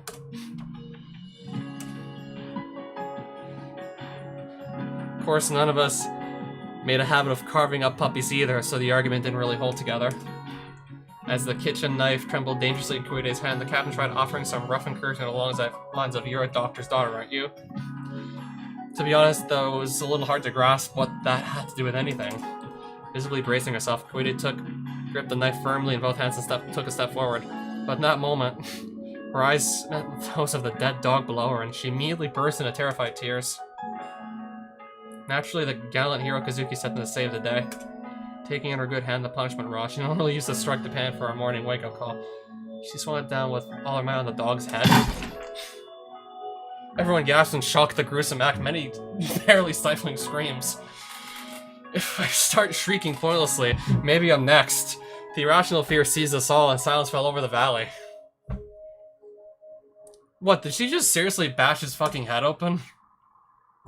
You can't even tell where the eyes are now. Alright, problem solved, have at it.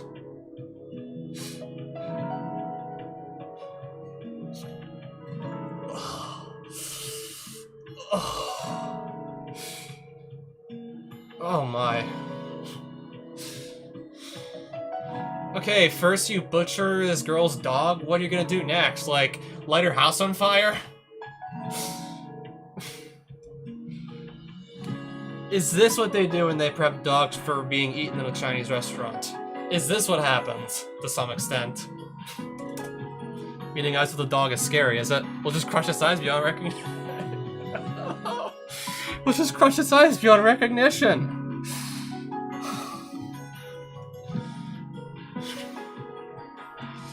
It was about as elegant a solution as blowing off your jaw with a shotgun to cure a toothache.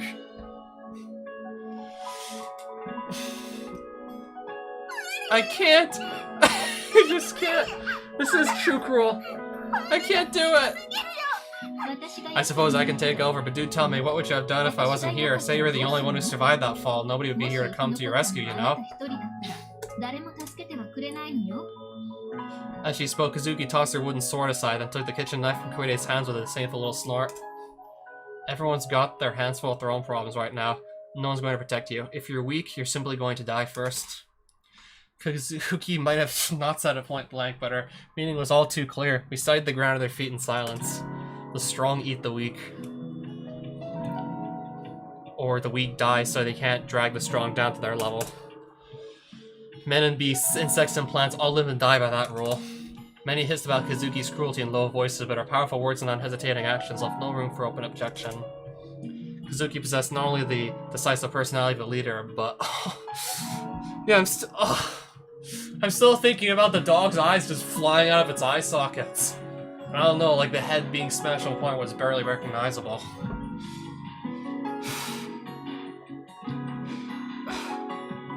But also the ability to inspire fear, characteristic of a ruler. Everyone could only hang their heads and obey.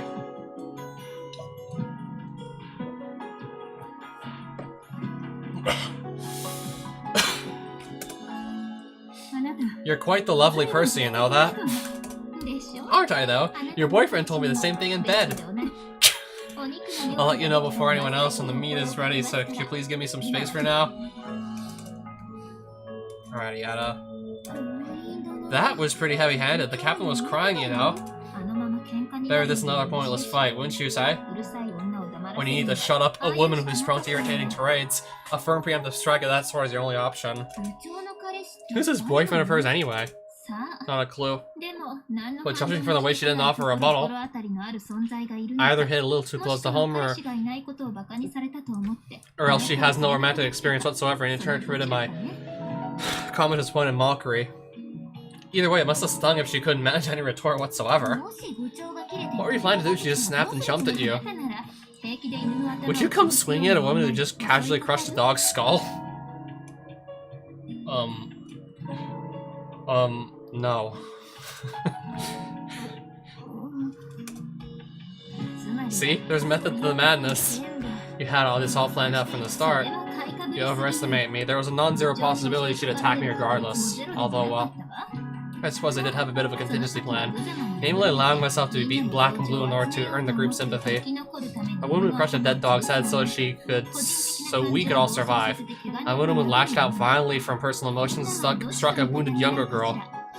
Who do you think the majority would side with? You're a scary person, Kazuki. Yes, I'm well aware. I'm afraid I'll almost certainly never be popular with boys. Ever. I badly want to scream, if you're well aware, how about do something about it? But I can anticipate her answer, no doubt delivered in her best nails on a chalkboard girly voice. I'm sorry, I just can't. It's too hard for me to whittle me. Or some such. I felt as though I had maggots crawling down the spine at the mere thought. In any case, if there's a single man in the world who'd want to go out with this woman, I'd really like to meet him, so I can get him the help he needs. And so Kazuki cleaned and gutted the dog roosting at the meat. We soaked it in barbecue sauce from like a meal stockpile and cooked its little body golden brown. The powerful aroma of grease and spicy sauce wafted through the air. We swallowed mouthfuls of warm drool again and again. Just a few days ago, that hunk of meat had been an energetic, adorable little dog, frolicking around Komori's feet. There was definitely a widespread feeling of guilt, but sounds of sizzling meat and the smell of dripping grease were irresistibly alluring. Even those who whispered heatedly about Kazuki's inhuman cruelty couldn't overcome their own stomachs. When the meat was finally grilled and ready to be divided, they all swarmed up with plates in their outstretched hands. I was the one who carved the meat for distribution. The rear legs looked to be the choicest and most nourishing part of the body. Lopping off one with a kitchen knife, I placed it on Captain Sikashida's plate. The second went to Kazuki. After I divided the meat as evenly as I could between the rest of us. We had even carefully washed the internal organs and cooked them as well. After distributing it all, there was nothing left to do but greedily devour my share. Felt like such a very long time since I tasted meat. The first bite was so delicious I went quite literally dizzy with bliss. My protein-starved tongue tingles, the animal fats slowly spread out inside my mouth, and my stomach squeezed tightly on itself, as though consciously trying to wring every particle of sustenance from the food. Of course, it was an ornamental lapdog, a toy breed. When distributed among the entire group, its body provided us with a mere mouthful of meat each. Even so, we all wept with joy at the nourishment. And so as soon as the meat was gone, everyone began crunching away at the bones. We had assumed Komori would firmly resist the idea of consuming her pet's flesh, but in the end, she bit into her share of meat like all the rest. Sniffling miserably the entire time, tears blending with the mucus running from her nose, she ate. That one mouthful of meat kept us all alive for today. I don't think we'll ever forget that taste for the rest of our lives, even if we want to. 13th day in the valley, right? Yeah. It happened far too suddenly. Komori-san, who'd seemed perfectly fine just a moment before, crumbled limply to the ground. Crumbled? For a moment, everyone who turned their head to the sound was simply dumbfounded. Komori? Kaneda-senpai called out to her partner, but Komori gave no response. Her body began to twitch convulsively on the ground. Komori hadn't fainted from lightheadedness or anemia. She was thrashing her body spasmodically, as if she'd been possessed by some malevolent spirit. It was at once bizarre and terrifying to watch. Kaneda, suspecting an epileptic seizure, forcibly pinned her partner's body down from above in an attempt to keep her from hurting herself. Somebody help! Komori's! Komori's! Koide-senpai and I jumped to answer Kaneda's call as the others looked on in shocked silence. We managed to move Komori-san to a blanket, but the seizure continued. At Koide's anxious command, I ran off to find my own partner. How is she? What happened to her? Can you describe her collapse? Were there any warning signs? I don't know. She was just on the ground all of a sudden, thrashing around like a fish out of water. Maybe it's epilepsy? I saw a kid collapse like this back in grade school. Yeah, like, now that I think about it, I mean, I saw someone, like, collapse in one of my classes in high school, but they weren't, like, thrashing around when they hit the ground. This has lasted too long for an epileptic fit. I mean, not gonna lie, it was definitely scary seeing one of my classmates just start breathing, like, pretty, like, weirdly, and just, like, passing out. Right in the middle of one of my classes. I mean, he was alright, but still, like, not gonna lie, that's pretty spooky to see, like, one of your classmates just, like, faint.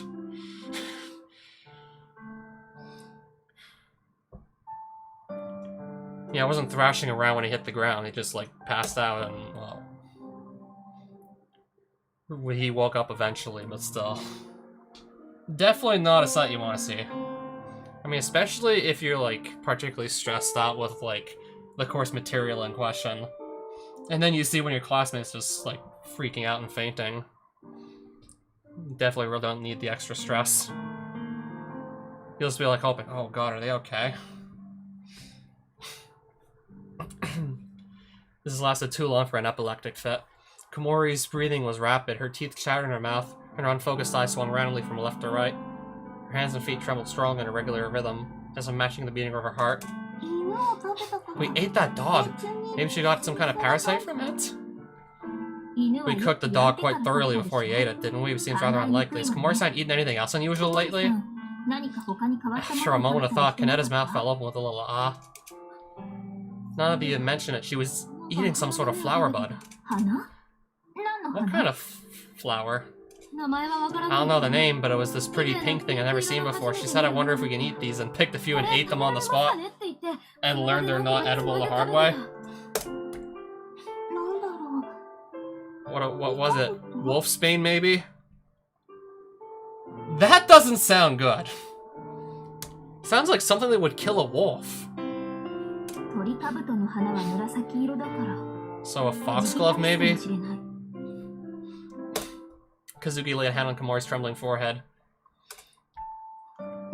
She has a fever. We can't do much other than keep her warm and make sure she stays hydrated. Keep her warm? Isn't the fever already gonna do that now that I think about it? Hopefully she'll sweat it out. Yeah, I think the fever means she's already being kept warm. Shouldn't you, like, keep her cool? Then again, Kazuki seems to just hit the nail on the head when it comes to just about everything else up to this point, so...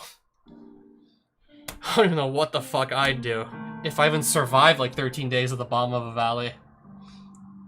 Assuming I'm even still alive at this point, if I also was in this bus, technically, that crashed down here. Will that really be enough? I'm sorry, but there's simply nothing else you can do. In any case, please take this as a lesson and stop foraging recklessly. Only eat what you know to be safe. Under these starvation conditions, it was inevitable their immune systems would grow weak. Recently, drinking water raw had become common practice, as no one wanted to waste time boiling when they could be searching for food. And when foraging in the forest, many would pop even totally unfamiliar plants into their mouth if they looked vaguely edible. By now, disease is so mild that a normal person probably wouldn't even notice them or potentially life-threatening to us. That was how weak we'd grown. As we slowly carried Komori's quivering body into her tent, we could only grind our teeth out of powerlessness. Kazami, have a second? We just left Komori to rest when Tsukumi-senpai called out to us. Ibuki's acting kinda weird. Weirder than before? Okay, so it's getting even worse. The moment we followed Tsukumi into her tent, that presentiment was realized. Hey, what day is today? How many days have passed since we came here? Wrapped up in her sleeping bag, Ibuki stared intently at a point on the tent's canopy, smiling slackly at nothing in particular. She spoke. What day is today? Today is the 26th. We've been here 13 days. Man, I want to go home already. Even as she answered, Ibuki's eyes never turned towards us. The tone of her voice was vague, unfocused, almost like a sleepwalker conversing with her dream. Let's step out for a second. As directed, we moved to leave the tent, but Ibuki immediately piped up. Where are you going? I want to come too. I'll be back real soon. Just stay put and sleep. What day is today? The 26th. Man, I want to go home already. You see what I mean? She's been like that since this morning. Usually she goes right back to normal, but it's been hours now. What am I supposed to do if she just stays like this?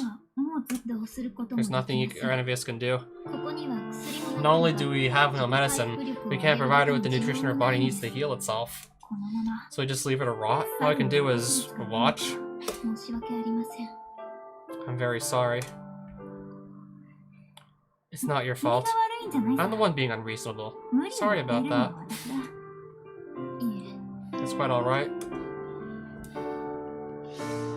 Oh my fucking god. How many more days is it gonna be? Like, will she just simply not even remember, like, the other girls' names the next day? Yeah, I'm getting sincerely worried she's just, like, if she hasn't already, like, forgotten, like, everyone else's name. And then I'll go, like, what's next? She forgets her own name?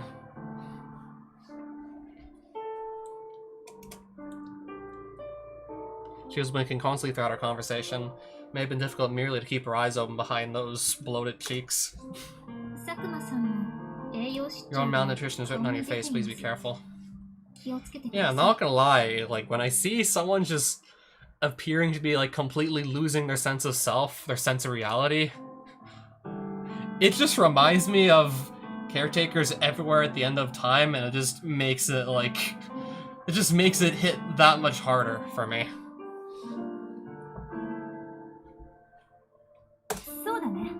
I watched my step. Exactly how was she supposed to be careful about starving when there was no temp food? Sakuma seemed mature and refraining from yelling the obvious retort in Kazuki's face, but quite possibly she simply no longer had the energy. Just how long would the situation last? Mentally, physically, in every possible way, we were being taxed beyond our capacity to endure. How long could we possibly hold it together under such circumstances?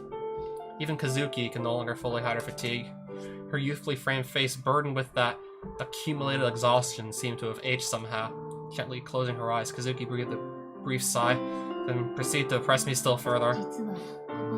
Truth is, Sakurai and Haruka are in very bad shape as well.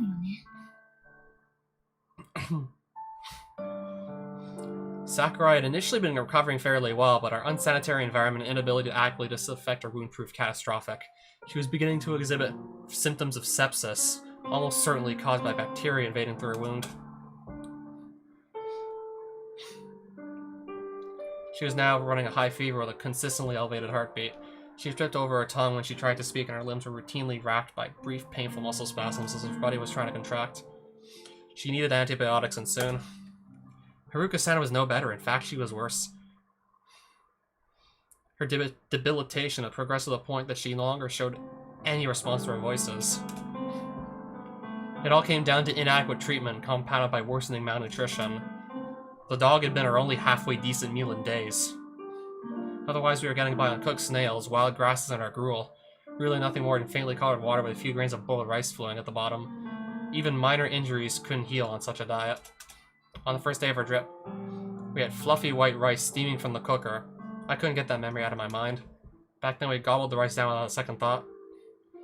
Even had the nerve to complain about our coarse side dishes. Just remembering it made me want to scream about the pampered luxury of it all. We were so starved for sugar that tea made from the skins of onions almost tasted sweet to our tongues. But then again, our initial yearning for sweets only lasted for the first carefree week or so. At some point, we began to crave salt far more than sugar. By now, we'd been reducing to licking the rust that formed on the wrecked frame of our bus after the days of rain. I'd reached my absolute limit. When I crawled into bed at night, I hesitated to close my eyes, afraid I'd never open them again. But then again, maybe it'd be better that way. If I let my eyelids fall shut, I would sink deeply into blissful oblivion. If my heart would then quietly stop beating, wouldn't that be a blessing? I couldn't help but feel that a death without suffering would be happier fate than to struggle on like this. But whenever I expressed these weak thoughts out loud, Kazuki would scold me. It's too early to give up. Kazuki whispered their words forcefully, as if trying to convince herself they were true. It seemed too cruel to fire back, and how long do we have to endure? How long before we can finally give up? I could find no further words, and silence settled on the tent. The 14th day in the valley. When morning came, Kazuki struck the bottom of the pan at a normal wake-up time, but there were no signs of activity from within the tents.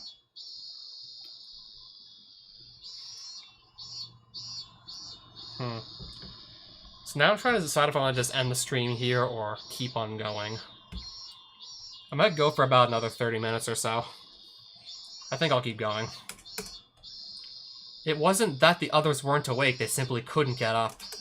Recently, just standing upright was exhausting. It wasn't rare for someone to spend the majority of the day lying in their sleeping bag. Even when we attempted to move, it would often prove impossible. Every time we tried to stand, our joints would scream in pain. If we pulled ourselves upright by clinging to a tree or rock, our knees would be shaking so hard we could barely walk. Even so, as the sun rose and warmed the valley, those who could still move came crawling slowly out of their tents. Basking in the rays of morning light, we resembled nothing so much as a lethargic pack of iguanas escaped from the Galapagos Islands.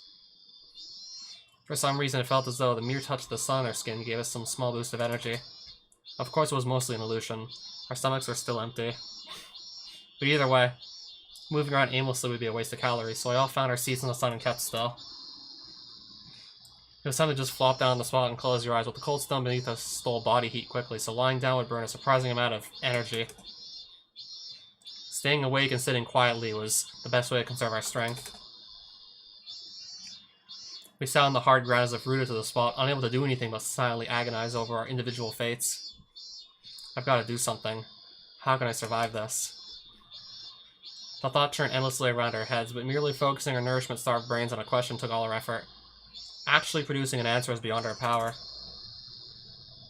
And yet, even now, we were still human beings. We still hadn't broken the absolute minimum rules.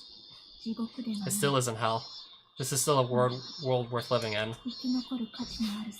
At my side, Kazuki murmured those words to herself slowly and deliberately, as if confirming that she still firmly was conscious, still able to speak. What shall we do? It may well be only a matter of time. I followed our gaze around the area, everyone staring goggle-eyed into the distance, their pale, slack faces shining greasily in the morning sun. There was something dangerous in the air. Given a small push in the wrong direction, it felt as though even our humanity would instantly crumble underneath us. Yuji. Huh? What did you just say? My brother's name. Kazami Yuji? Yes, that's my little brother. I want to meet him. If we get back alive, we'll introduce you. I'm positive you'll get along. Well, they certainly have gotten along. That's definitely gonna happen, okay? Well, we know at least that's happened. That afternoon, Mr. Ochi returned from his escape attempt to join us on our gradual passive slide towards death.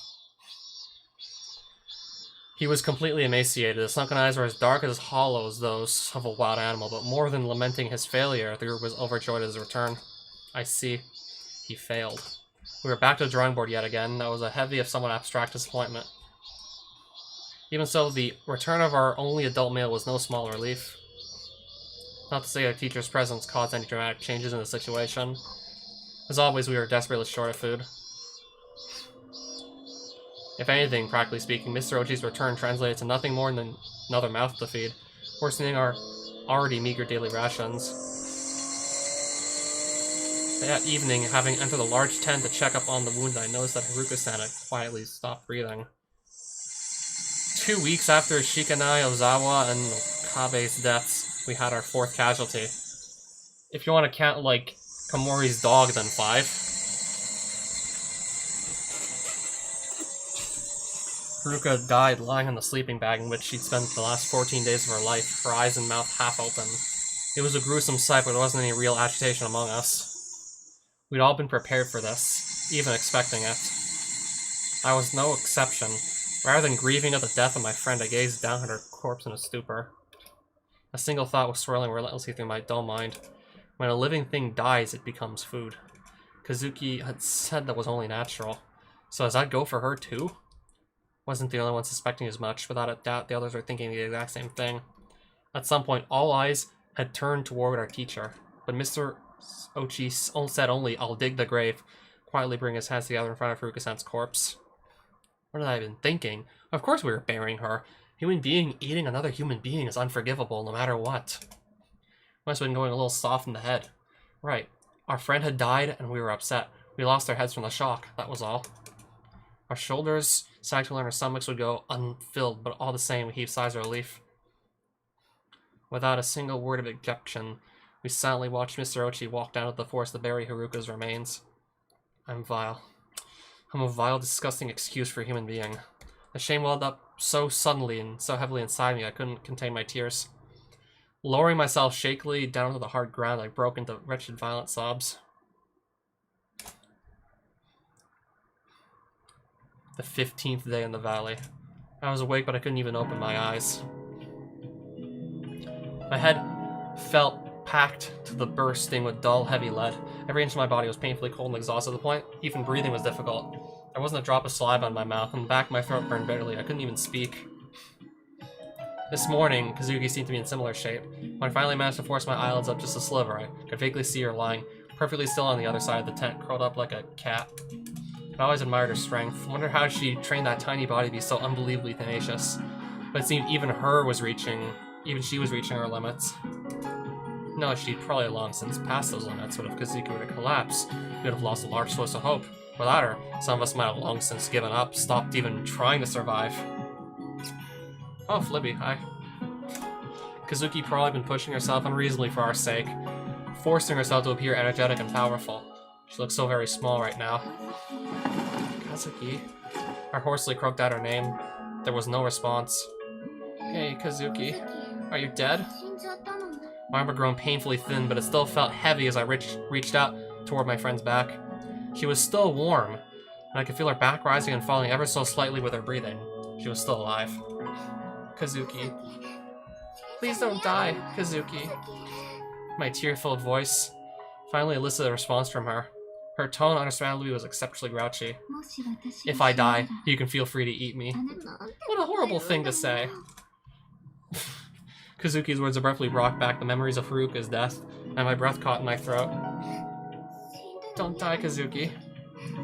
If you have to die, take me with you. Don't leave me behind. Don't abandon me. Surviving alone in this hell would be meaningless. Kazuki responds to my heartfelt whimpering with a snuffling little laugh. It's a joke. Not to worry, I'm not going to die just yet. But eventually that time would come. Everything living dies, another rule of nature, the most fundamental of all. That inevitable end was no longer an abstract, distant concept for us. Our debilitation reached the final stages. One by one, we were wasting away. Today, Sakurai-senpai and Komori-san were the casualties. Sakurai died from her sepsis. Komori killed herself. We found her hanging from a tree. Not as we'd grown to horror, the suicide sent a disturbed ripple through the camp, but after the initial shock passed, we felt a little more in resigned acceptance. Since eating her dog's flesh, Komori had clearly been mentally unstable and physically frail. Even before her sudden collapse yesterday, we'd all seen her acting strangely.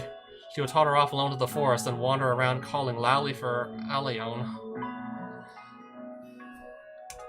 And back at camp, she'd push her useless battery-dead cell phone against her ear and hold extended conversation with her dead pet. Everyone had felt vaguely apprehensive about her bizarre behavior, but there was nothing we could do for her. When the labored breathing of a girl sitting nearby grew faint as a whisper, the thought, another one's dying, would pass through our minds, but we didn't feel sorrow or pity. They were luxuries we could no longer afford. When Mr. Ochi carried each new corpse into the forest to bury it, the only thought we could muster was one less mouth to feed. Cold-hearted, cruel thoughts, we no longer even had the strength to hate ourselves for them. The terror of watching your friends die one after another. The terror that you might be next. The escalating terror of our reality overwhelmed us. And some began to escape from it entirely. Drunk on the adrenaline our brains secreted to numb the agonizing fear, our thoughts lurched in bizarre, irrational directions. I don't want to die. If somebody dies in my place, maybe I'll survive. Without any logic or evidence, many had begun to believe something of the sort, that inside this ravine, one life could somehow be traded for another. If somebody else dies, I'll live. In this claustrophobic little world where nothing enters or leaves, the total amount of well-being must be fixed. Depriving another of their happiness is the only path to survival. That was the new dogma of the dying. Hey, hurry up and die already, why don't you? Right back at you. Do me a favor and stop breathing. I mean, when you've been down here for 15 days, you might be saying this too, yourself.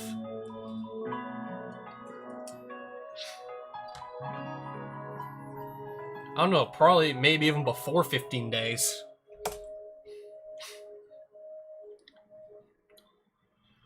That day, the only ones with enough energy to do more than simply laying on the ground cursing were Mr. Ochi and the captain. Since Mr. Ochi's return the previous afternoon, the two of them made numerous trips to forage their food on behalf of those who could no longer move. They even cooked meager meals of weeds and snails and fed them to the weakened girls. They spoke words of encouragement as they spoon-fed the feeble. Don't give up. You can't die. If those two hadn't been here, none of us would have even made it past morning. The thought drove home just how useless I was in comparison, and tears welled up my eyes.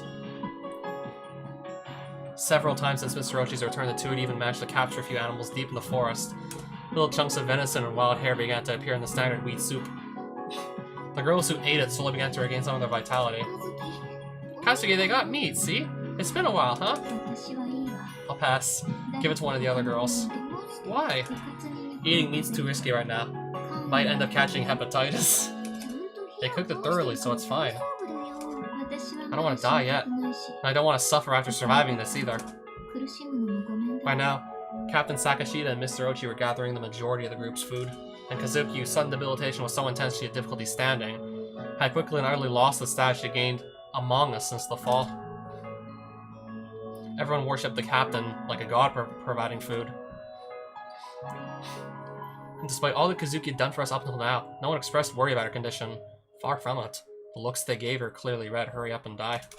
Maybe she was resistant to the idea of accepting the ascended captain's charity? Whatever the case, Kazuki absolutely refused to eat the meat her rival brought back from the forest. Idiotic pride for someone at death's door. But as irritated as I was, I couldn't betray or disobey Kazuki. I bitterly gave up our share of the meat, offering it to those who were even worse off. That night I would come to understand I made the correct choice in doing so. A little before dawn, I woke to the rustling sound of someone moving around in the tent, sluggishly forcing open my heavy eyelids. I strained to see what was going on. Amane, wake up. Kazuki? Kazuki had rolled up her sleeping bag and packed all her belongings in the rucksack she normally uses as a pillow. One hand clutching my shoulder, she slowly woke me awake. What's going on? Still half asleep, I spoke more loudly than I had intended. Kazuki quickly drew a forefinger to her mouth and whispered a brief shh. Take a look at that. Kazuki lifted the flap of the tent slightly open and I appeared to see the captain and Mr. Ochi walking off together into the dark forest. Mr. Ochi and Sakashita, where are they going? You don't need to know that. This is our chance. Let's slip out of this place. Slip out? What are you? I mean exactly what I said. We're leaving this mountain and going home. There's no longer any chance of help coming. We're going to do it ourselves. Huh? I didn't understand what she was talking about. The words were clear enough, but the meaning just wouldn't register. Why do we have to do it now? No time to explain. Prepare as quickly and quietly as possible. Make sure no one hears. What about everybody else? Listen to me, Amane. We can't take ghouls back with us. Do you understand? I don't understand at all, Kazuki. Ghouls? What's that supposed to mean? If you're that curious, I'll make things clear later on, but for now let's get a move on. To be honest, I didn't have the first idea about what was going on, but Kazuki was never wrong. If Kazuki told me to leave, I would leave. That simple faith was guiding me now. I stuffed my possessions into the rucksack as quickly as I could in the dim tent. Barely waiting for me to finish, Kazuki impatiently grabbed my hand and pulled me along, quickly and quietly leading me out of the camp. Kazuki, where are we going? Follow me and keep very quiet. I'll show you everything. Show me? You must stay absolutely as quiet as possible. Is that clear? Yeah. Just what was she planning to show me? Clueless but obedient. I passively followed Kazuki down the valley and into the forest. We were retracing the steps of Mr. Ochi and Captain Sakashita. For some reason, the realization filled me with dread. Some instinct was whispering faintly, "Don't go any further. Don't take another step. Some truths are best left unseen." My skin tingled as though all the pores of my body had suddenly opened wide. With every step, my heartbeat grew louder in my ears.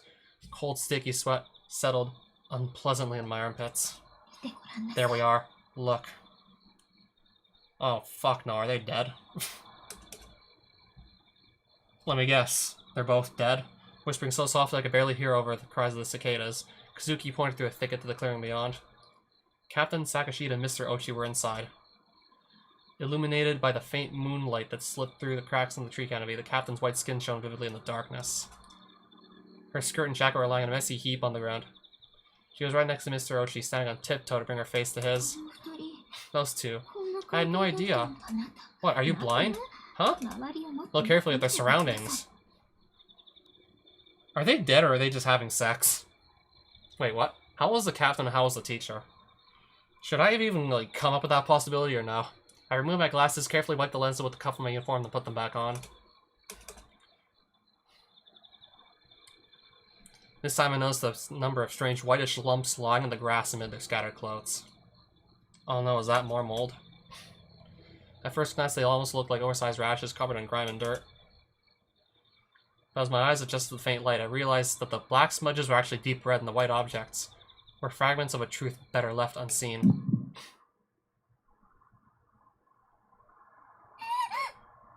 I couldn't contain my shriek, and before I had time to regret my mistake, tears were pouring out of my eyes. Bow was rising in my throat, and I was stumbling backward, falling to the ground. Who's there? My shoulders quivered at the vicious shout, but I simply couldn't stand.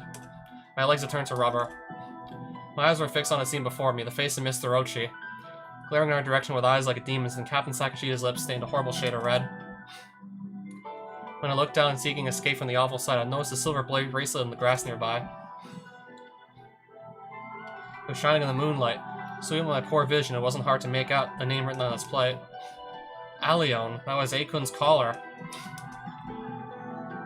When the dog wasted away and died, Komori-san had coiled it around her wrist, which had to mean.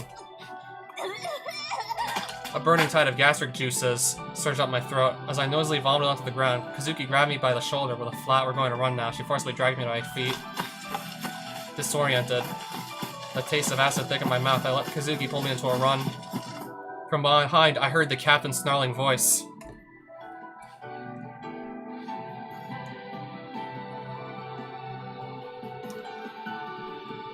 Hold on a minute. Fragments of a truth better left unseen. If I had to just hazard a guess, Komori had the dog's collar around her wrist. So, was that Komori's body? We were seen? And the captain and, I guess, the teacher were hiding. Yeah, they were definitely hiding.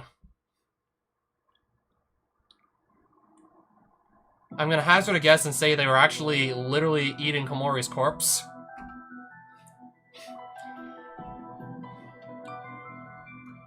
And they were obviously trying to hide the fact.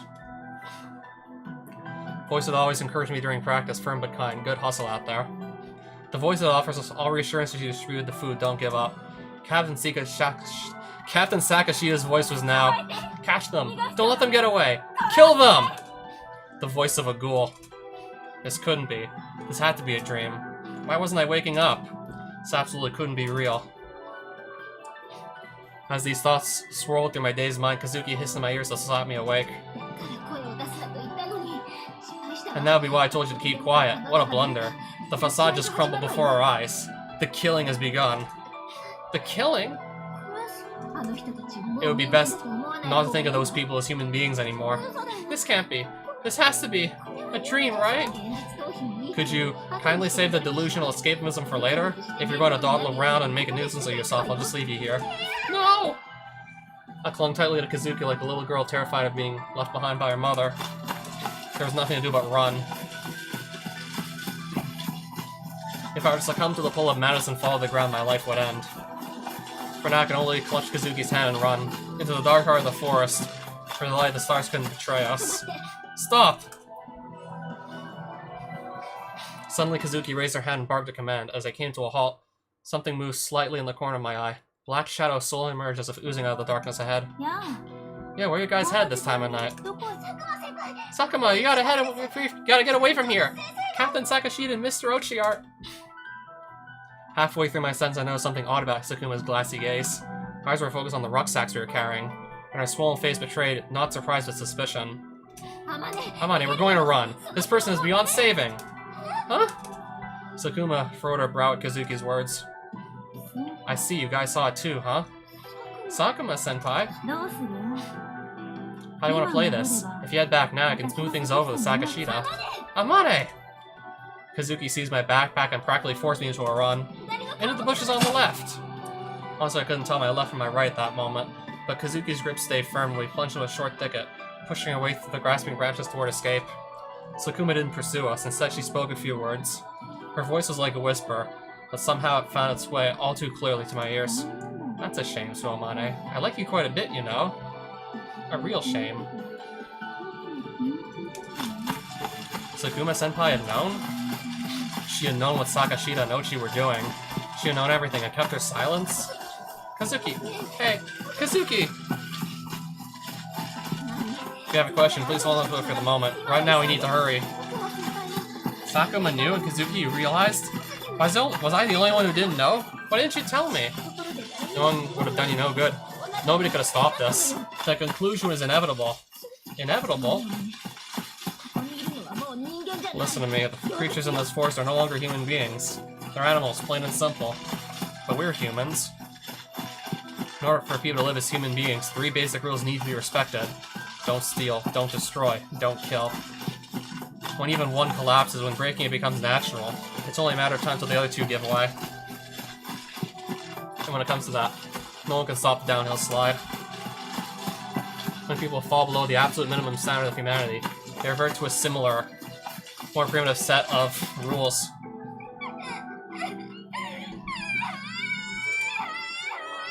Don't cry! So irritating! Kazuki quickly held her hand against my mouth, but the unbelievably cruel reality was beyond my capacity to endure. It was far too sudden and far, far too strong a dose. I had to scream. If I didn't scream, the terror would tear me apart from the inside. Keep quiet! We'd been pushing our way through bushes and stands of trees to keep hidden from our pursuers, but there was no point if I was broadcasting our location. Kazuki pushed her hand firmly down, finally stifling my muffled shriek and turned to face me. In the faint pre-dawn light, the whites of Kazuki's unblinking eyes stood out powerfully against her mud-stained face. It was the harsh glare of a father dragged out by bed by a bawling toddler. Staring back at those steady eyes, I drew clipped, trembling breaths from my nose. In time, my cries faded against their palm. Why do I feel like I might have heard of Psychonauts? I'm trying to see if I recognize the name. I mean, I never played it though, of course. I'm not sure if I've heard the name or even seen any gameplay of it. Yeah, I'm trying to recall if I might have heard the name. Good girl, Amane. You don't need to cry. I made you a promise, didn't I? I'll save you no matter what the cost. You have nothing to be worried about, understand? Yeah.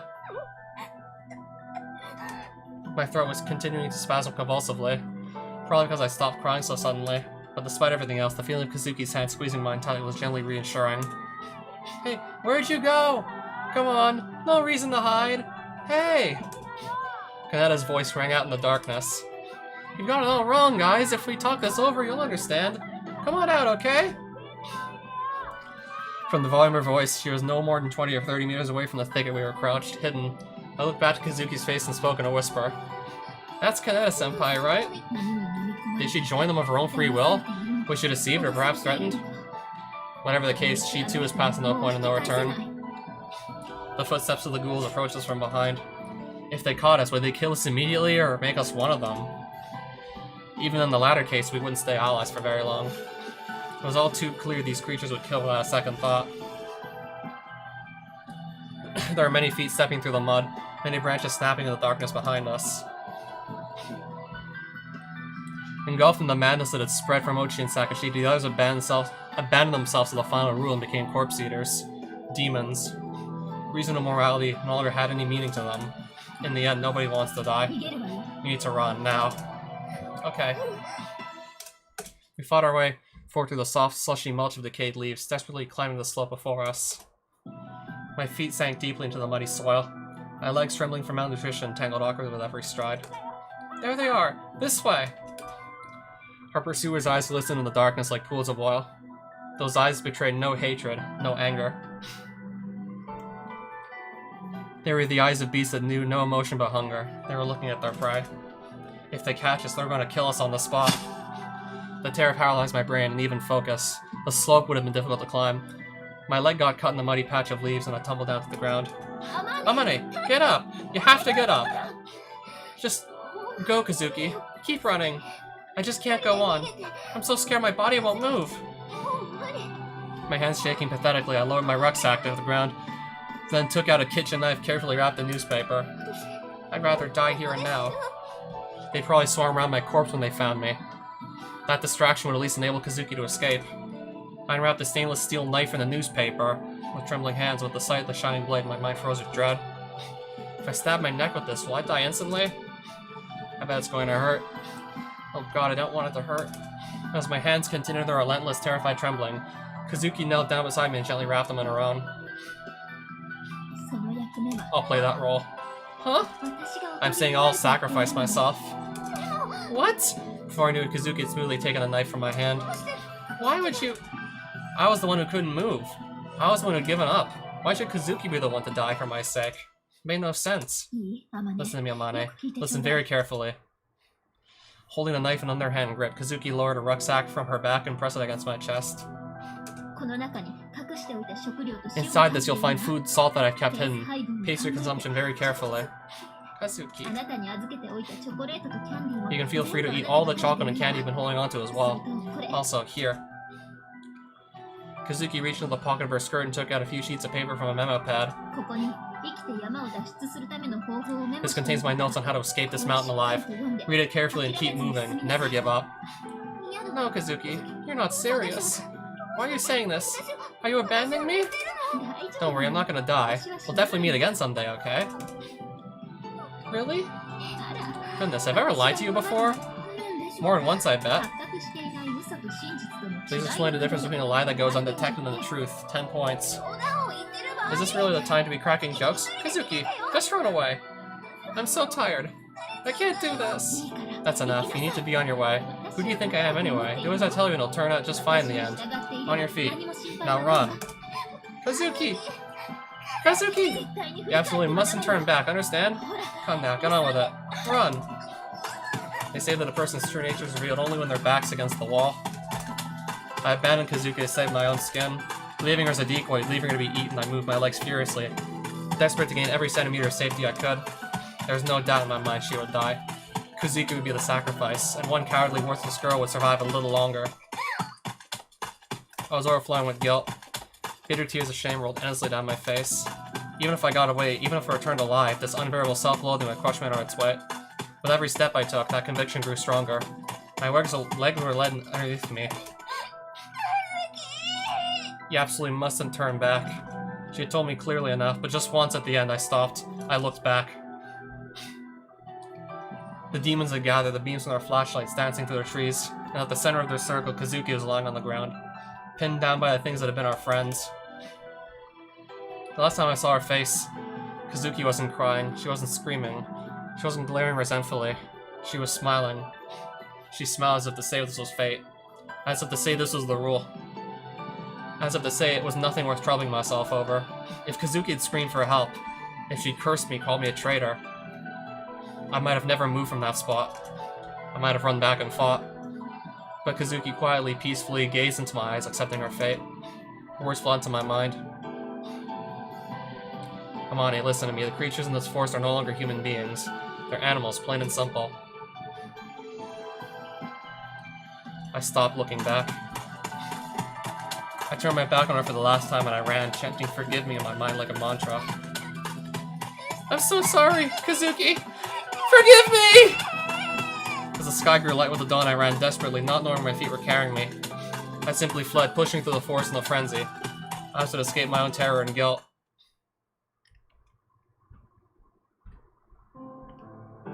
How many days had passed since then? I didn't exactly have the leisure time or composure to write a daily entry in my diary, but I think it had been 5 nights. 5 nights spent relentlessly, mindlessly marching forth through the jungle. Following the instructions Kazuki had written in her note, I walked only by darkness in order to hide my movements from the ghouls. When the sun rose, I hid myself in bushes and tried to sleep. This lasted a few hours at most. And when I woke from those brief periods of rest, the first order of business was always to peel off the leeches that covered my body. Then throw the fat bloodsuckers into my mouth, crush them with my teeth, and force them down my throat. Kazuki's rucksack contained a small hoard of various snacks and sweets, her secret treasure. Just as I thought, she stolen the food from Ozawa's belongings on the very first day and carefully stashed it away. Since escaping, I hadn't touched those precious snacks, not even once. If Kazuki were to somehow escape her captors and catch up with me, I intended to give it all back to her. There was real food just inside that bag. The temptation was overwhelmingly powerful. But if I were to yield to my hunger and greedily devour Kazuki's treasure, I'd be admitting I was fundamentally no different from the ravenous ghouls. I couldn't bring myself to do it. When the forest was dry enough to light a fire, I boiled fern sprouts and chrysanthemums for my meals. My starvation and exhaustion now complemented my constant terror of the demons that are no doubt pursuing me. My hair began to fall out in bunches. I too had been well pushed beyond my limit and I was about ready to break. Even so, Kazuki had saved my life. I couldn't allow that to become meaningless. I couldn't just give up. During the daylight hours, I simply laid still and hidden in the bushes, unable to sleep, but preserving my energy as best I could. When the day grew dark, I would crawl cautiously out of the undergrowth and begin the astronomical observation described in Kazuki's notes. Oh, you're PMH, right? I'm guessing you maybe still want me to play your 2 old Super Mario ROM hacks? I mean, to be honest, I didn't forget about those. And I think I'd still rather give Mario X-World, like, 4th edition final level a crack. I think I'll just at least give that a crack before playing your 2 ROM hacks, your old ones. Whether or not, like, I succeed on the first stream of me trying to beat Bowser's Castle in X-World 4th. Then begin the astronomical observation. The lush canopy of trees up above hid much of the sky, rendering it difficult to determine the location of the stars. As in any forest, the orienting line of the horizon was unclear. Might well have been able to get a better view by climbing one of the taller trees, but I no longer had the strength to do any such thing. Just how far had I walked? Walking meant pushing my way through lush weeds and wild grasses, struggling through thick bushes that obstructed my path. The distance I moved in any given day didn't amount to much. After one full night's of work of hiking through the jungle, I turned back to see if I could get some idea of my progress. Only to find the ridge I'd been standing on last night was still visible. I could feel my willpower shriveling inside me. Deciding I could urge myself no further that day, I collapsed on the spot, hugging Kazuki's rucksack tightly to my body. Her scent had permeated through the tough fabric, and when I slept, she appeared in my dreams. In those dreams, Kazuki said nothing. She stood some 20 paces ahead, silently looking over her shoulder, staring into my eyes. I screamed her name and tried to step forward, but it was frustratingly difficult to move. I shoved my way through thick weeds, my feet sinking into thick mud with every step, ignoring the branches cutting at my cheeks, but no matter how desperately I forced myself forward, Kazuki moved away at the same speed. Couldn't catch up with her no matter how much I tried. When I gave up and sagged to a halt, Kazuki stopped as well. Again, she gazed back to my eyes. What on earth are you doing all the way back there? She never spoke, but her expression conveyed the words clearly enough. I woke at the sound of my own sleep talking. I was no longer dreaming of food these last few days. Come to realize, I wanted more than anything else in the world was no longer food or drink. It was Kazami Kazuki. Once again, I walked through the night. As I dragged my heavy legs forward, exhausted and starving, Kazuki came to view a little ways away. She strode slowly ahead to the dark forest, her back turned to me. Wait for me. Kazuki! As I pursued her, I could see many others further beyond. Vaguely defined figures walked the same path as Kazuki, flickering and melting into each other. All wore a familiar school uniform, even in the darkness I knew them. That one had to be Haruka. Further on I could see Sakurai. Many others as well. Shikanai, Ozawa Okabe, Alion frolicking around Komori's feet, the ones who had already died walking among the trees, shimmering hazily in the night. They looked over their shoulders and one by one and spoke. This way. I finally started hallucinating. Guess I'll just be following them now. Have them guide me to heaven. No, will it really be heaven? Well, I've been in hell until now. If they're taking me somewhere else, it's probably heaven, right? Wait up, guys. I can't walk that fast. Don't leave me behind. Come on, everybody. I could no longer lift my legs. The world grew clouded before my eyes. A heavy laden drowsiness assaulted my mind. Even where I was, what I was doing, had begun to grow fuzzy. With the thought, I guess this is as far as I go, I fell hard to my knees and pitched forward onto the cold earth. I can't do it.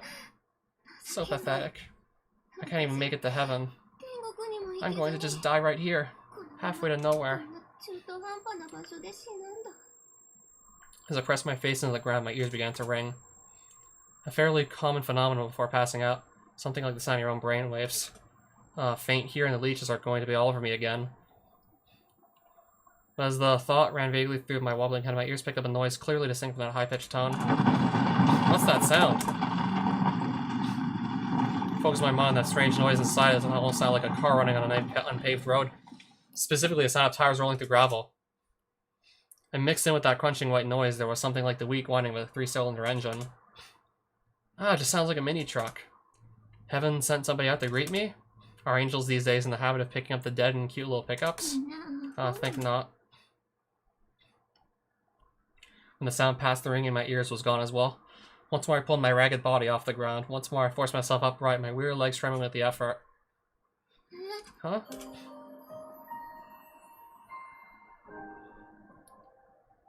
I hadn't realized during the night, but apparently at some point I'd drawn near a road. A real honest-to-God road. A path human beings have traveled. Beyond the thick rows of trees of the wet, cold dawn air of the forest. I could see the gravelly track stretched out below. This isn't a hallucination, right? Incredulous as I was, it didn't take time to pinch my cheeks. Half sliding down the muddy slope, I made my way toward the road that lay before me. Oh wait, really? It wasn't paved, it wasn't well maintained, but without a doubt it was a road surfaced by human hands, traveled by human vehicles. My mind whirling, I began to walk unsteadily down the road in the direction I thought the truck had been headed. And before long, I found myself in front of a vast field extending as far as the eye could see. It was full of thousands and thousands of cabbages.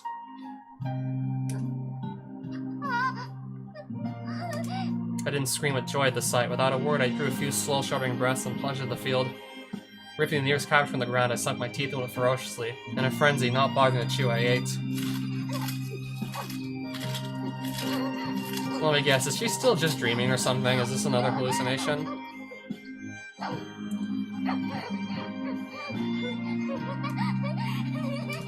My first thought wasn't I'm saved, it was I can finally go home. There was only one thing in my mind, eating the cabbages in front of me. Without a drop of seasoning or even a sprinkle of salt, those cabbages were so delicious my eyes rolled back in my head from sheer ecstasy. I ate and ate, deliriously, frankly, as if possessed. Cackling madly, I ate.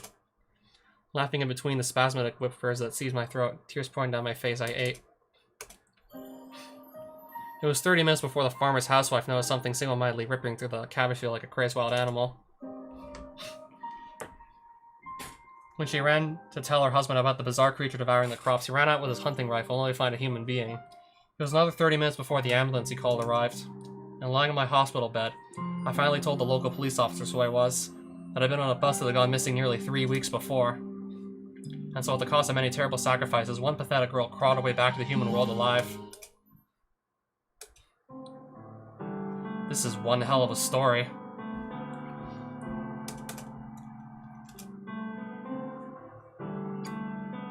Oh, so she actually did escape.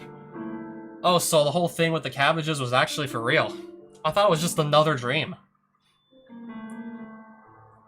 I raised my eyes from the diary, reflexively staring up into Amane's face. Her eyes are downcast, her mouth twisted sorrowfully. You know what happens when you throw a bunch of cockroaches in a jar without any food? From what I read about cockroaches, they're incredibly durable creatures. They can last for weeks without food and sometimes cannibalize each other. I'm the cockroach that got out of the jar alive, the most durable, disgusting cockroach of all. Can't find anything to say. I'm so sorry. It must have been terrible. I got through something similar myself? The comparison would be unfair. The paths we followed to that point were far too different. Even so, I understand. Thrown abruptly into a rain-soaked hell without adequate food, unable to imagine what tomorrow will bring, your physical and emotional strength are slowly whittled down. The ones wobbling on their feet have a week, the ones sitting, 5 days, the ones lying down, 3, the ones that can't speak, 2, the ones that can't blink will be dead before the sun sets. At some point, you've lost the energy to dig graves for your companions. You sleep next to the rotting corpses of your friends. Hell on earth. Precisely because I understand, I have no words to offer her. I seek refuge in the tattered diary in my hands. Returning home as the only survivor of that horrific accident, my reception wasn't what you could call gentle. The media widely discussed the incident as a miraculous survivor, spicing up their articles with a barrage of thoughtlessness and downright cruel speculation. While never publishing my actual name, many twisted their limited information to suggest my survival had come at the cost of my humanity. I was the social problem of the hour. When, in an ironic twist, she saw, like, basically all her friends and her teacher and captain, like, lose their humanity. And then when Kazuki showed her that, that's when she knew, like, she had to make a break for it. When I returned to school after recovering my physical strength, a classmate thrust a weekly magazine in my face. It was up to a gory photograph of the crash scene as it had been discovered. Hey, this corpse. This is Haruka's face, isn't it? Poor girl, so tell me something. Why were you the only one who survived? Everyone else died. Why are you the only one who came back? Of course, at that age, the gruesome and bizarre have an irresistible pull. At first, the words might have been nothing but curiosity carrying no ill intent at first. They might not have even realized their own casual cruelty. But that first question opened the floodgates. Soon the entire class was hurling questions at me, mostly for their own amusement. Hey, you ate them, didn't you? Base speculation always runs along predictable lines. Better the titillating fiction than the complicated truth. How can she live with herself? It makes me want to puke. I wouldn't have done it in a million years. Some things are more important than staying alive. I'd rather starve to death. Just seeing her face makes me lose my appetite. I hope she transfers soon. Soon they spoke with undisguised hatred. My denial fell on deaf ears and I stopped even trying. In their eyes I was a cockroach, a vicious, durable insect. Inside the confines of the killing jar I'd killed my own kind to survive. And now I'd crawled back to safety all alone. It quickly became impossible to attend school normally. Before long, a special classroom was prepared for me to study alone. The administration's attempt to resolve the problem was half-hearted and passive. Eventually, they isolated me from my classmates, leaving my former homeroom teacher to take care of any problems that might arise. But since their main concern was minimizing further disruption, that choice made sense. Unfortunately, that teacher was a kind woman who offered me warm encouragement. It's alright. As long as you're alive, you can start again. As many times as it takes. I'm here for you. I'll be here as long as it takes, so please keep trying, okay? Her words pulled me through some of the blackest days. She was right. My survival had come at the cost of many sacrifices. I had to keep going for the sake of those who had died, and for the people who still believed in me, but eventually I was made to realize those innocent thoughts were founded on something more than childish naivete. Half a year after the accident, I moved up to the next grade in a new homeroom, and the teacher who treated me so kindly abruptly stopped their little therapy sessions. Her attitude changed as sympathy left her eyes. In the end, her kindness had been nothing more than the professional mask of an adult doing her job. That realization hurt me more deeply than any of the lies or insults I ever had.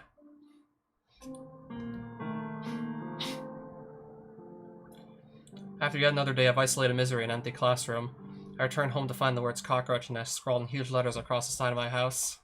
My mom was crouched beside the graffiti with a bucket and brush, tears in her eyes as she desperately tried to clean it off. Her teeth were tightly clenched as if to keep the sobs inside. They'd made her cry. They'd made my stout-hearted mom weep as miserably as a child. Hit by a wave of inexpressible, overwhelming sadness, I fell to my knees on the spot. Is other people's misery really that much fun to you? The reality had nothing to do with it. They weren't even trying to look at the truth. All they wanted was an interesting story, and my suffering seemed to be highly entertaining to them. I could endure the slander and abuse, but at this rate, I would end up becoming a blight among my own family. I simply couldn't take anymore.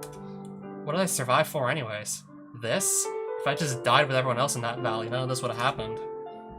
I want to turn back time.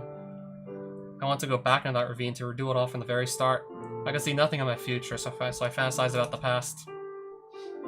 Even so, I resigned myself to the present. I accepted the ridicule and ostracism of those around me.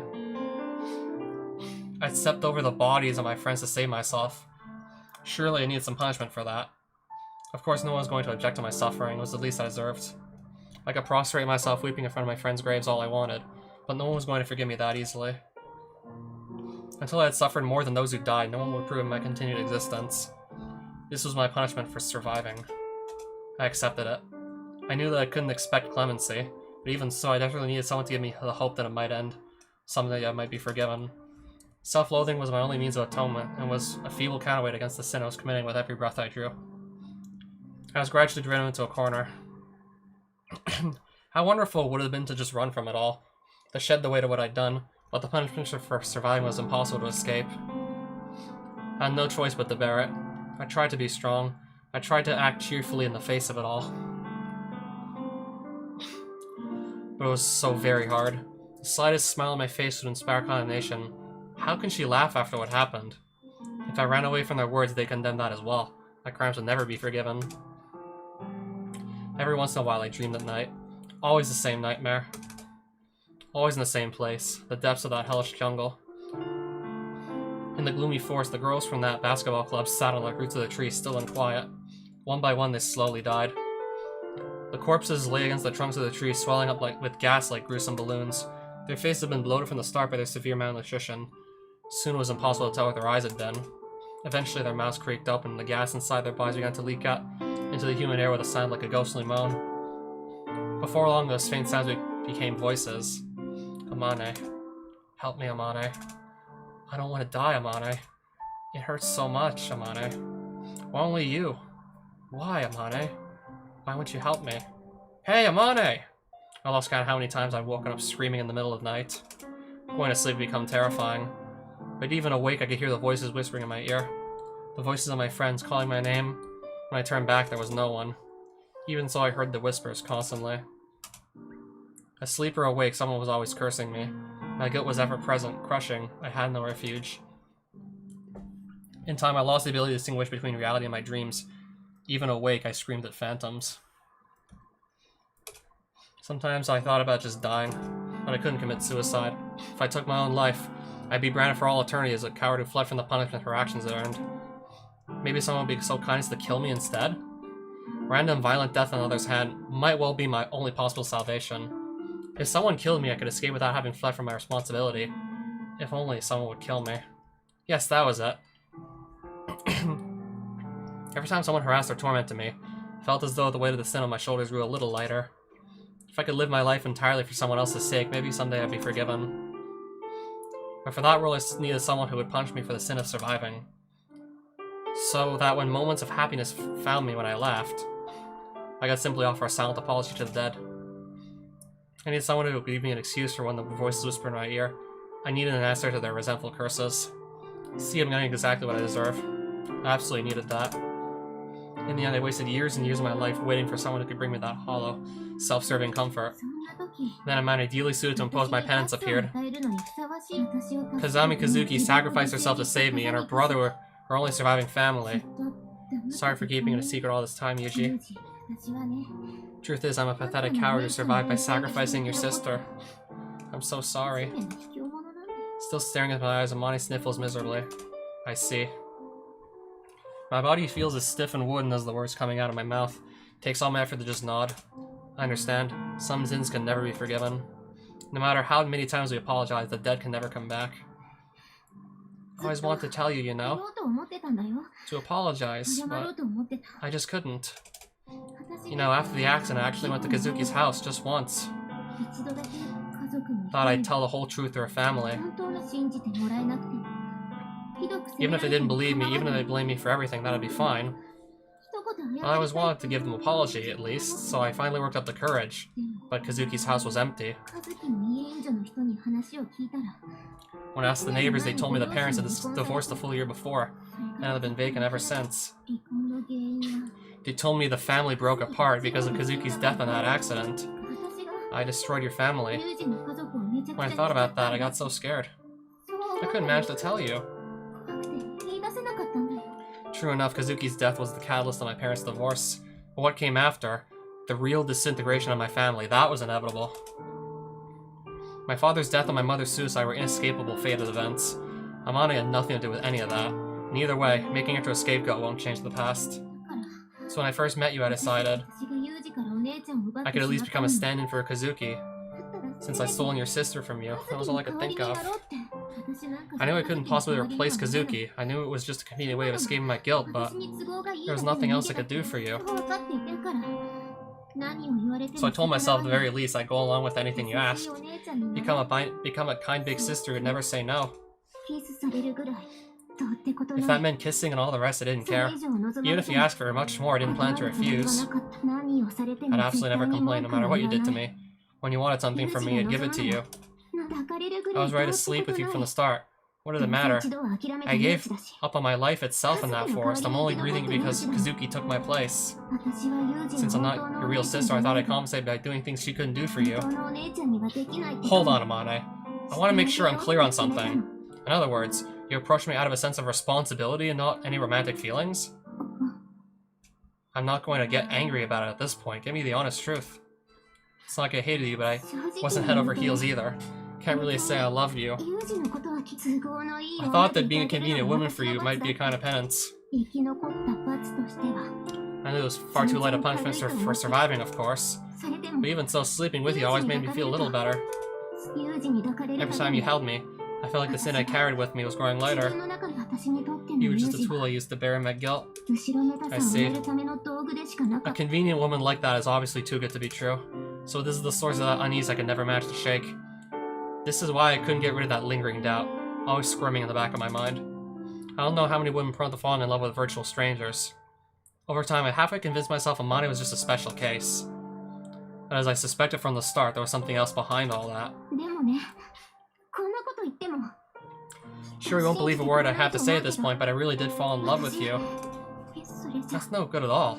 It's hardly a punishment if I love you, right? All of a sudden, nightmares, the hallucinations, voices started coming back. They're all cursing me. You're taking all the happiness for yourself yet again. I knew I needed a stronger punishment. I knew falling in love with you was wrong of me, but I did it anyway. No matter how much I love you, I can't drag you down to where I'm going. I have to go alone, but I still... Every night I told myself this to be the last time. I told myself I'd tell you everything, put an end to this, but still... When I woke up the next morning, I'd start thinking, just one more day. I'll break it off tomorrow, and I just kept putting it off over and over. I was afraid. I want to tell you I'm the one who left your sister to die. I had it on the tip of my tongue so many times, but if I said that, I knew you'd leave and never come back. I left Kazuki to die. No matter how much I apologize, she's never coming back. But I'm sorry. So in other words, she went in reluctantly, but now she's pretty much enjoying herself? In the first place, why are Amane's romantic feelings the first thing on my mind here? My sister, my family. All this is just a messy, ugly pain in the ass. In the end, I think I'm much more concerned about what comes next. At times like these, the fundamental strategy is to hear out the woman's story and throw in a few vague responses here and there. But I think I may need to say something pretty soon. Hey, Yuji. Yes? Would you kill me? Say what? Can't think of any other suitable punishment. This is the only path I have to forgiveness, and it's ruined now. So I guess I can't do anything but have you kill me now. I'm sorry.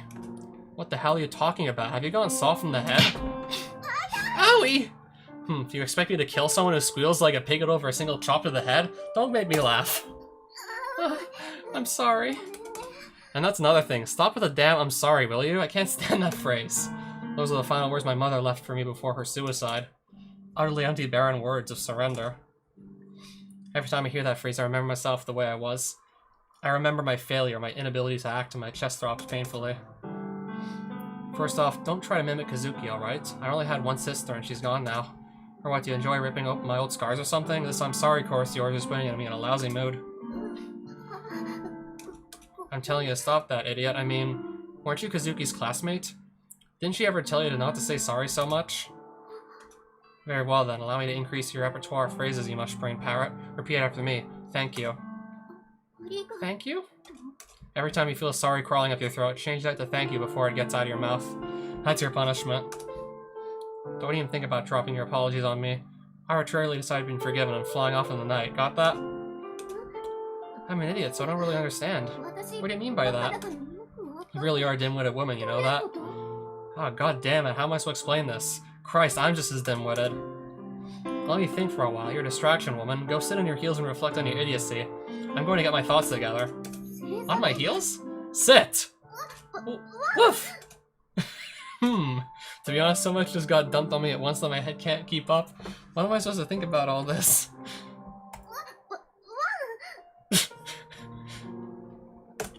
First, there's Amane's past. Not to put too fine a point on it, but I don't give a shit. From what I read in the diary, she did nothing wrong. Kazuki's decision was understandable. I probably would have done the same thing in her place. If anything, Kazuki's at fault for enjoying that nice heroic death, leaving all the messy, angsty businesses surviving to her friend. For one thing, I'm still not fully convinced Kazuki would die as easily as that, but either way, that's not the problem. The past is the past. Nothing can be done about any of that now. You can spit about as many what-ifs and if-onlys as you want, but unless you're using them as a preference for next time, it's a meaningless exercise. The only thing matters now is what we do next. Amane! Amane! Yes! What can I do for you? All said and done. You love me, yes? Confirm or deny? Yeah, that's right. Well, thanks. Very well. Sit. Woof. Amane says she loves me. So how about my own feelings on the matter? Pretty damn sure by now, I love Amane. I'm a bit ashamed to say it, but on a purely practical basis, I doubt there's another woman in the world as convenient as her. Then again, is that really all there is to it? As I fold my arms in thought, I find my eyes have come to rest on a beautifully folded work uniform. My job is pretty rough on the clothes. They snag on thorny bushes, rip against walls, and drag along the ground. More often than not, I come back with a number of holes in my uniform. It was only a few days ago I realized those holes were being repaired. Out on the job, I happened to glance at the elbow of my uniform, where a torn seam had neatly stitched back together. A colleague noticing, staring at the careful needlework, asks, "Your wife still enough for you?" And the words "guess so" slipped out of my mouth. Thought long and hard about what Amane was to me. I pondered the matter while wearing the clothes. What about Amane had I fallen in love with anyway? Her looks? True, she was definitely an attractive woman from any angle. Long hair and nice scent didn't hurt either. She accepted everything I did without a word of complaint. She was up for anything anytime. But at the end of the day, I don't think I had much to do with it. I can't express it too well, but what really stood out was the way she mended my clothes without a word, and the way she always makes a lunch for me. Right, she always did so much for me. Amane worked as hard as she could to make one dull man's life a little less miserable, and it made me happy. Even if Amane had been unbelievably ugly, I would have fallen for her. By the same token, whatever happened in the past, I'm not going to stop loving her. That feeling isn't going anywhere, no matter what. What? Nothing. Shut your trap. I'm still thinking. Okay. Amane is still waiting, like a pouting puppy. We want to consider the final problem. I could simply tell her you're forgiven on the spot, but there's no way that would resolve the issue. If anything, my forgiveness might well inspire her to go looking for a new punishment, driving her to an erratic, even dangerous behavior in that case. Alright, Amane, the matter's been decided. On your feet. Hold on a second, my legs are numb. Right then, I'll help you up. Here. Yeah, thanks. There we go. What should I... Thought this over pretty carefully. Let me make one thing clear first. I don't intend to take pity on you because of your past. Right. Everyone has a regret or two. It's a natural part of being alive. That said, I also understand yours is a particularly complicated, painful one. Telling you forget it or don't worry about it would be a wasted breath. Remorse that deep isn't just going to stop tormenting you. You might well end up carrying it on your shoulders for the rest of your life. And this idea that your current good deeds can somehow redeem you for what happened in the past, a load of self-serving crap. You got no choice but to receive your punishment for the rest of your life. I'm not really old or wise enough to say that's life like some sort of authority on the matter, but at the very least, I think I'm better accustomed to living with suffering than you.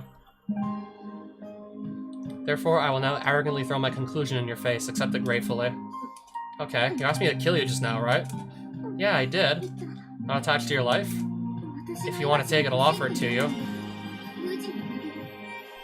From this moment forth, you're going to live the rest of your life for my sake. Huh? It's just some crappy life you picked off the ground in the mountains, right? Can't be worth that much to you. I'll take it off your hands. But... what now? You have a problem? Too bad. You gave your life to me, so I can do whatever the hell I want with it. You have no right to complain. I really appreciate a slightly more clear explanation. Just keep doing what you're doing. Live for my sake. Devote yourself to me. I'm the king. You're my pet dog. Got it? Nothing's going to change. What do you mean? You have a wad of marshmallow fluff for a brain? Fine, I'll put it even more simply and rudely. God damn you. How dare you leave my sister to die? I'll never forgive you. You're my slave for life. Understood? If you understand, bark like a dog, you filthy mutt. Stay with me for the rest of your life. That's your punishment. Wait, so it's really okay if I stay with you? I just answered this question, not only can you, you're going to. I'll smack you silly if you try to disappear on me. Keep that in mind. What now? Spit it out already. Also, I'm not a submachine gun. Whoops. Yuji? You know something? You always make this ridiculously ugly face when you cry. That's terrible! At a time like this, let me cry if I want to. There, there. Okay, this is getting annoying already. I'll allow you 5 minutes maximum. Yuji, you're so mean! If that was nice, it'd hardly be a punishment. As Amane breaks down into tears, I wrap my arms around her and hug her tightly in my chest. There's only one way I can save this woman, and it's not by trying to break the curse of her past. I'll simply accept everything. Knowing her past, knowing her trauma, I'll accept it all. I'll provide her with the punishment she needs. There's no other way. Someday Amane will surely come to understand. The only person she needs to ask for forgiveness is herself. Until then, it'll be a burden for her to bear. I'll ease her guilt. I'll be her punishment. I'll offer her forgiveness, even if no one else in the world does. No matter what anyone says, I'll give her absolution. If I simply stay by her side, someday her penance will reach its end. I know it will. The day will surely come when Amane can forgive herself.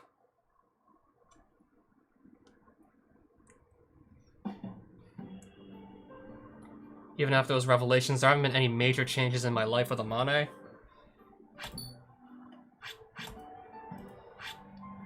So... how long have we been live? 2.5 hours now? Oh my, 2.5. 2 hours and 37 minutes. I mean, I just wanted to actually keep on reading up until we got to, like, the next chapter. I mean, I sort of just, like, subconsciously started the chapter where, like... yeah, the part where Amane's just reflecting on, like, what happened after she survived. Like, just after Yuji, like, was done reacting to, like, everything, like, he read in her diary, like, the whole backstory where she survived in the woods and no one else did. So I figured I'd just play up to, like, the next chapter, and I did. So, now I'm starting to think we're really in the home stretch. I'm gonna guess maybe I could just literally knock out both the good and the bad endings in Amane's route in part 9 of, well, yeah, in another live stream at Grisaia. I could probably knock both out. But I'm not certain, but I'm guessing I could.